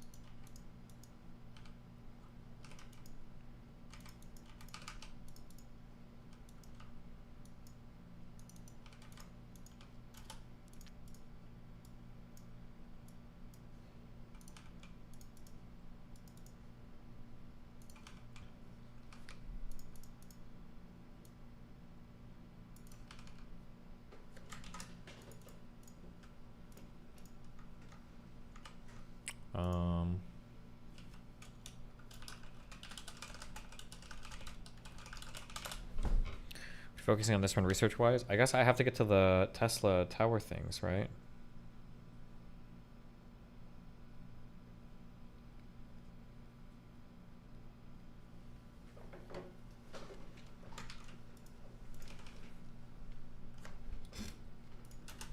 Shock towers, yeah. Are they like... Do I need like oil or some shit to build that? Or is it just like stone? Or I don't even know what the fuck the resources are. Iron, I guess? Jesus. Jesus. Jesus. 2 hours. We're broke as watch fuck, some of these while I but finish they would this. still be happy because in their neighborhood, it's just like, hey, we all broke. We just gotta make it how we live. You know what I mean? They'll have a cookout in the backyard, and the only thing they would see is like the TV shows. But the TV show they watched, it was the same people. There'll be people just in like middle class houses and stuff like that. But now society, you have to show everything big. You have to have the biggest ass. You have to have the biggest yacht, the biggest Lambo. All this and that. It's always about having the biggest. So that way, in people's mind, it's like, fuck, man, I'm losing in life. But bro, it's okay to be a quote unquote normal person, bro. You just gotta love what you do. Try to find the best avenue. Try to find a job that best suits you. If you don't want to do a job, then if working isn't for you, then maybe you should try to go in a way of being an entrepreneur. But bro, it's like it's like at working at McDonald's. Not everybody can be a manager. You know, you need your fry cook. You need your janitor. You need your supervisor, you know? There's always a hierarchy. Even in the kingdom of heaven, it talks about there's a hierarchy in the kingdom of heaven. A lot of people are like, oh, everybody's equal in the kingdom of heaven. No, it's not like that. Like, bro, if any society, you cannot have everybody being quote unquote equal, like on the same playing field. In heaven, there's literally a hierarchy of people where people are gonna be doing different things. That's just how society is. But putting that energy out, damn, if you work at Walmart, you're a loser. That's the shit that's fucking. Okay, I'm not putting that on you, but I'm saying putting that energy out. That's what's wrong with society nowadays. My thing is, if you complain about the job you got, that means you should do something better. But if you want to strive for more, then that means you can do that. But we're talking about the people that accept. I think that some people literally are just born for nothing. The reason why I say that is because, prime example for me, like I see there's a bunch of people in your stream talking shit, right? These people were spit out of their mom's vagina to be in your chat to troll. You get what I'm saying? There's some people that are just born on Earth as NPCs, non-playing characters. These niggas are in the 2K crowd, fucking ungraphically, but they don't get none of the graphics. Why did they go past my wall? Born like that right now. We need NPCs to have the balance. Without NPCs in society, Gideon wouldn't exist. Without NPCs in society, low tier God wouldn't exist. You get what I'm saying? There's certain people that are just born to do better shit because they grasp it. But there's a lot of people that sit and complain and troll and got spit out of their mom's pussy to sit here and troll for a living. That's what you're meant to do. If you're complaining about somebody on the internet getting a bag and you're not doing nothing about it, but you're just in the chat typing, you were spit out of your mom's pussy for nothing. We need, in life, there's got to be a balance. We need people to deliver these Amazon packages. That's what I'm saying. These people that do nothing, okay, go deliver some Amazon packages. That's what I feel like we're saying the same thing to an extent. We are, but the way you're saying it is like nice. My shit is more hardcore. You catch my delivery, I think you're catching on. Like the shit that I say is more like, okay. The shit you're saying is like you're petting a dog. Like, okay. But bro, I mean, I agree. Not everybody can be a YouTuber. If everybody was a YouTuber, society will fall. But like, we're those NPCs too. You're putting like the chat down saying they're NPCs. We're the same. No. But I'm just saying we're the same NPCs because we're the niggas that go to fucking McDonald's and order our fucking Big Mac and shit like that. Like any other NPC that's building the McDonald's corporation. So it's just a cycle. It's like the fucking circle of life. When I say NPC, you make yourself a non-playing character. Fuck, man. By literally doing fucking nothing. Okay. All right. Tomorrow we'll do more. I think Mel's dad is leaving, so I think I'll be here normal hours. If shit doesn't make me do shit in the morning, we'll see. I love you guys. Rip on. Rip on cappuccino, opportunity. I do it right now. Labs claim abuse cause she was dogpiled and she did nothing, but if you did step in for her after your fling, wouldn't that actually be abusing sex for preferential treatment? Yeah, probably. Like I said, that's like a lose-lose. There's no winning there, but all right, rip on duders.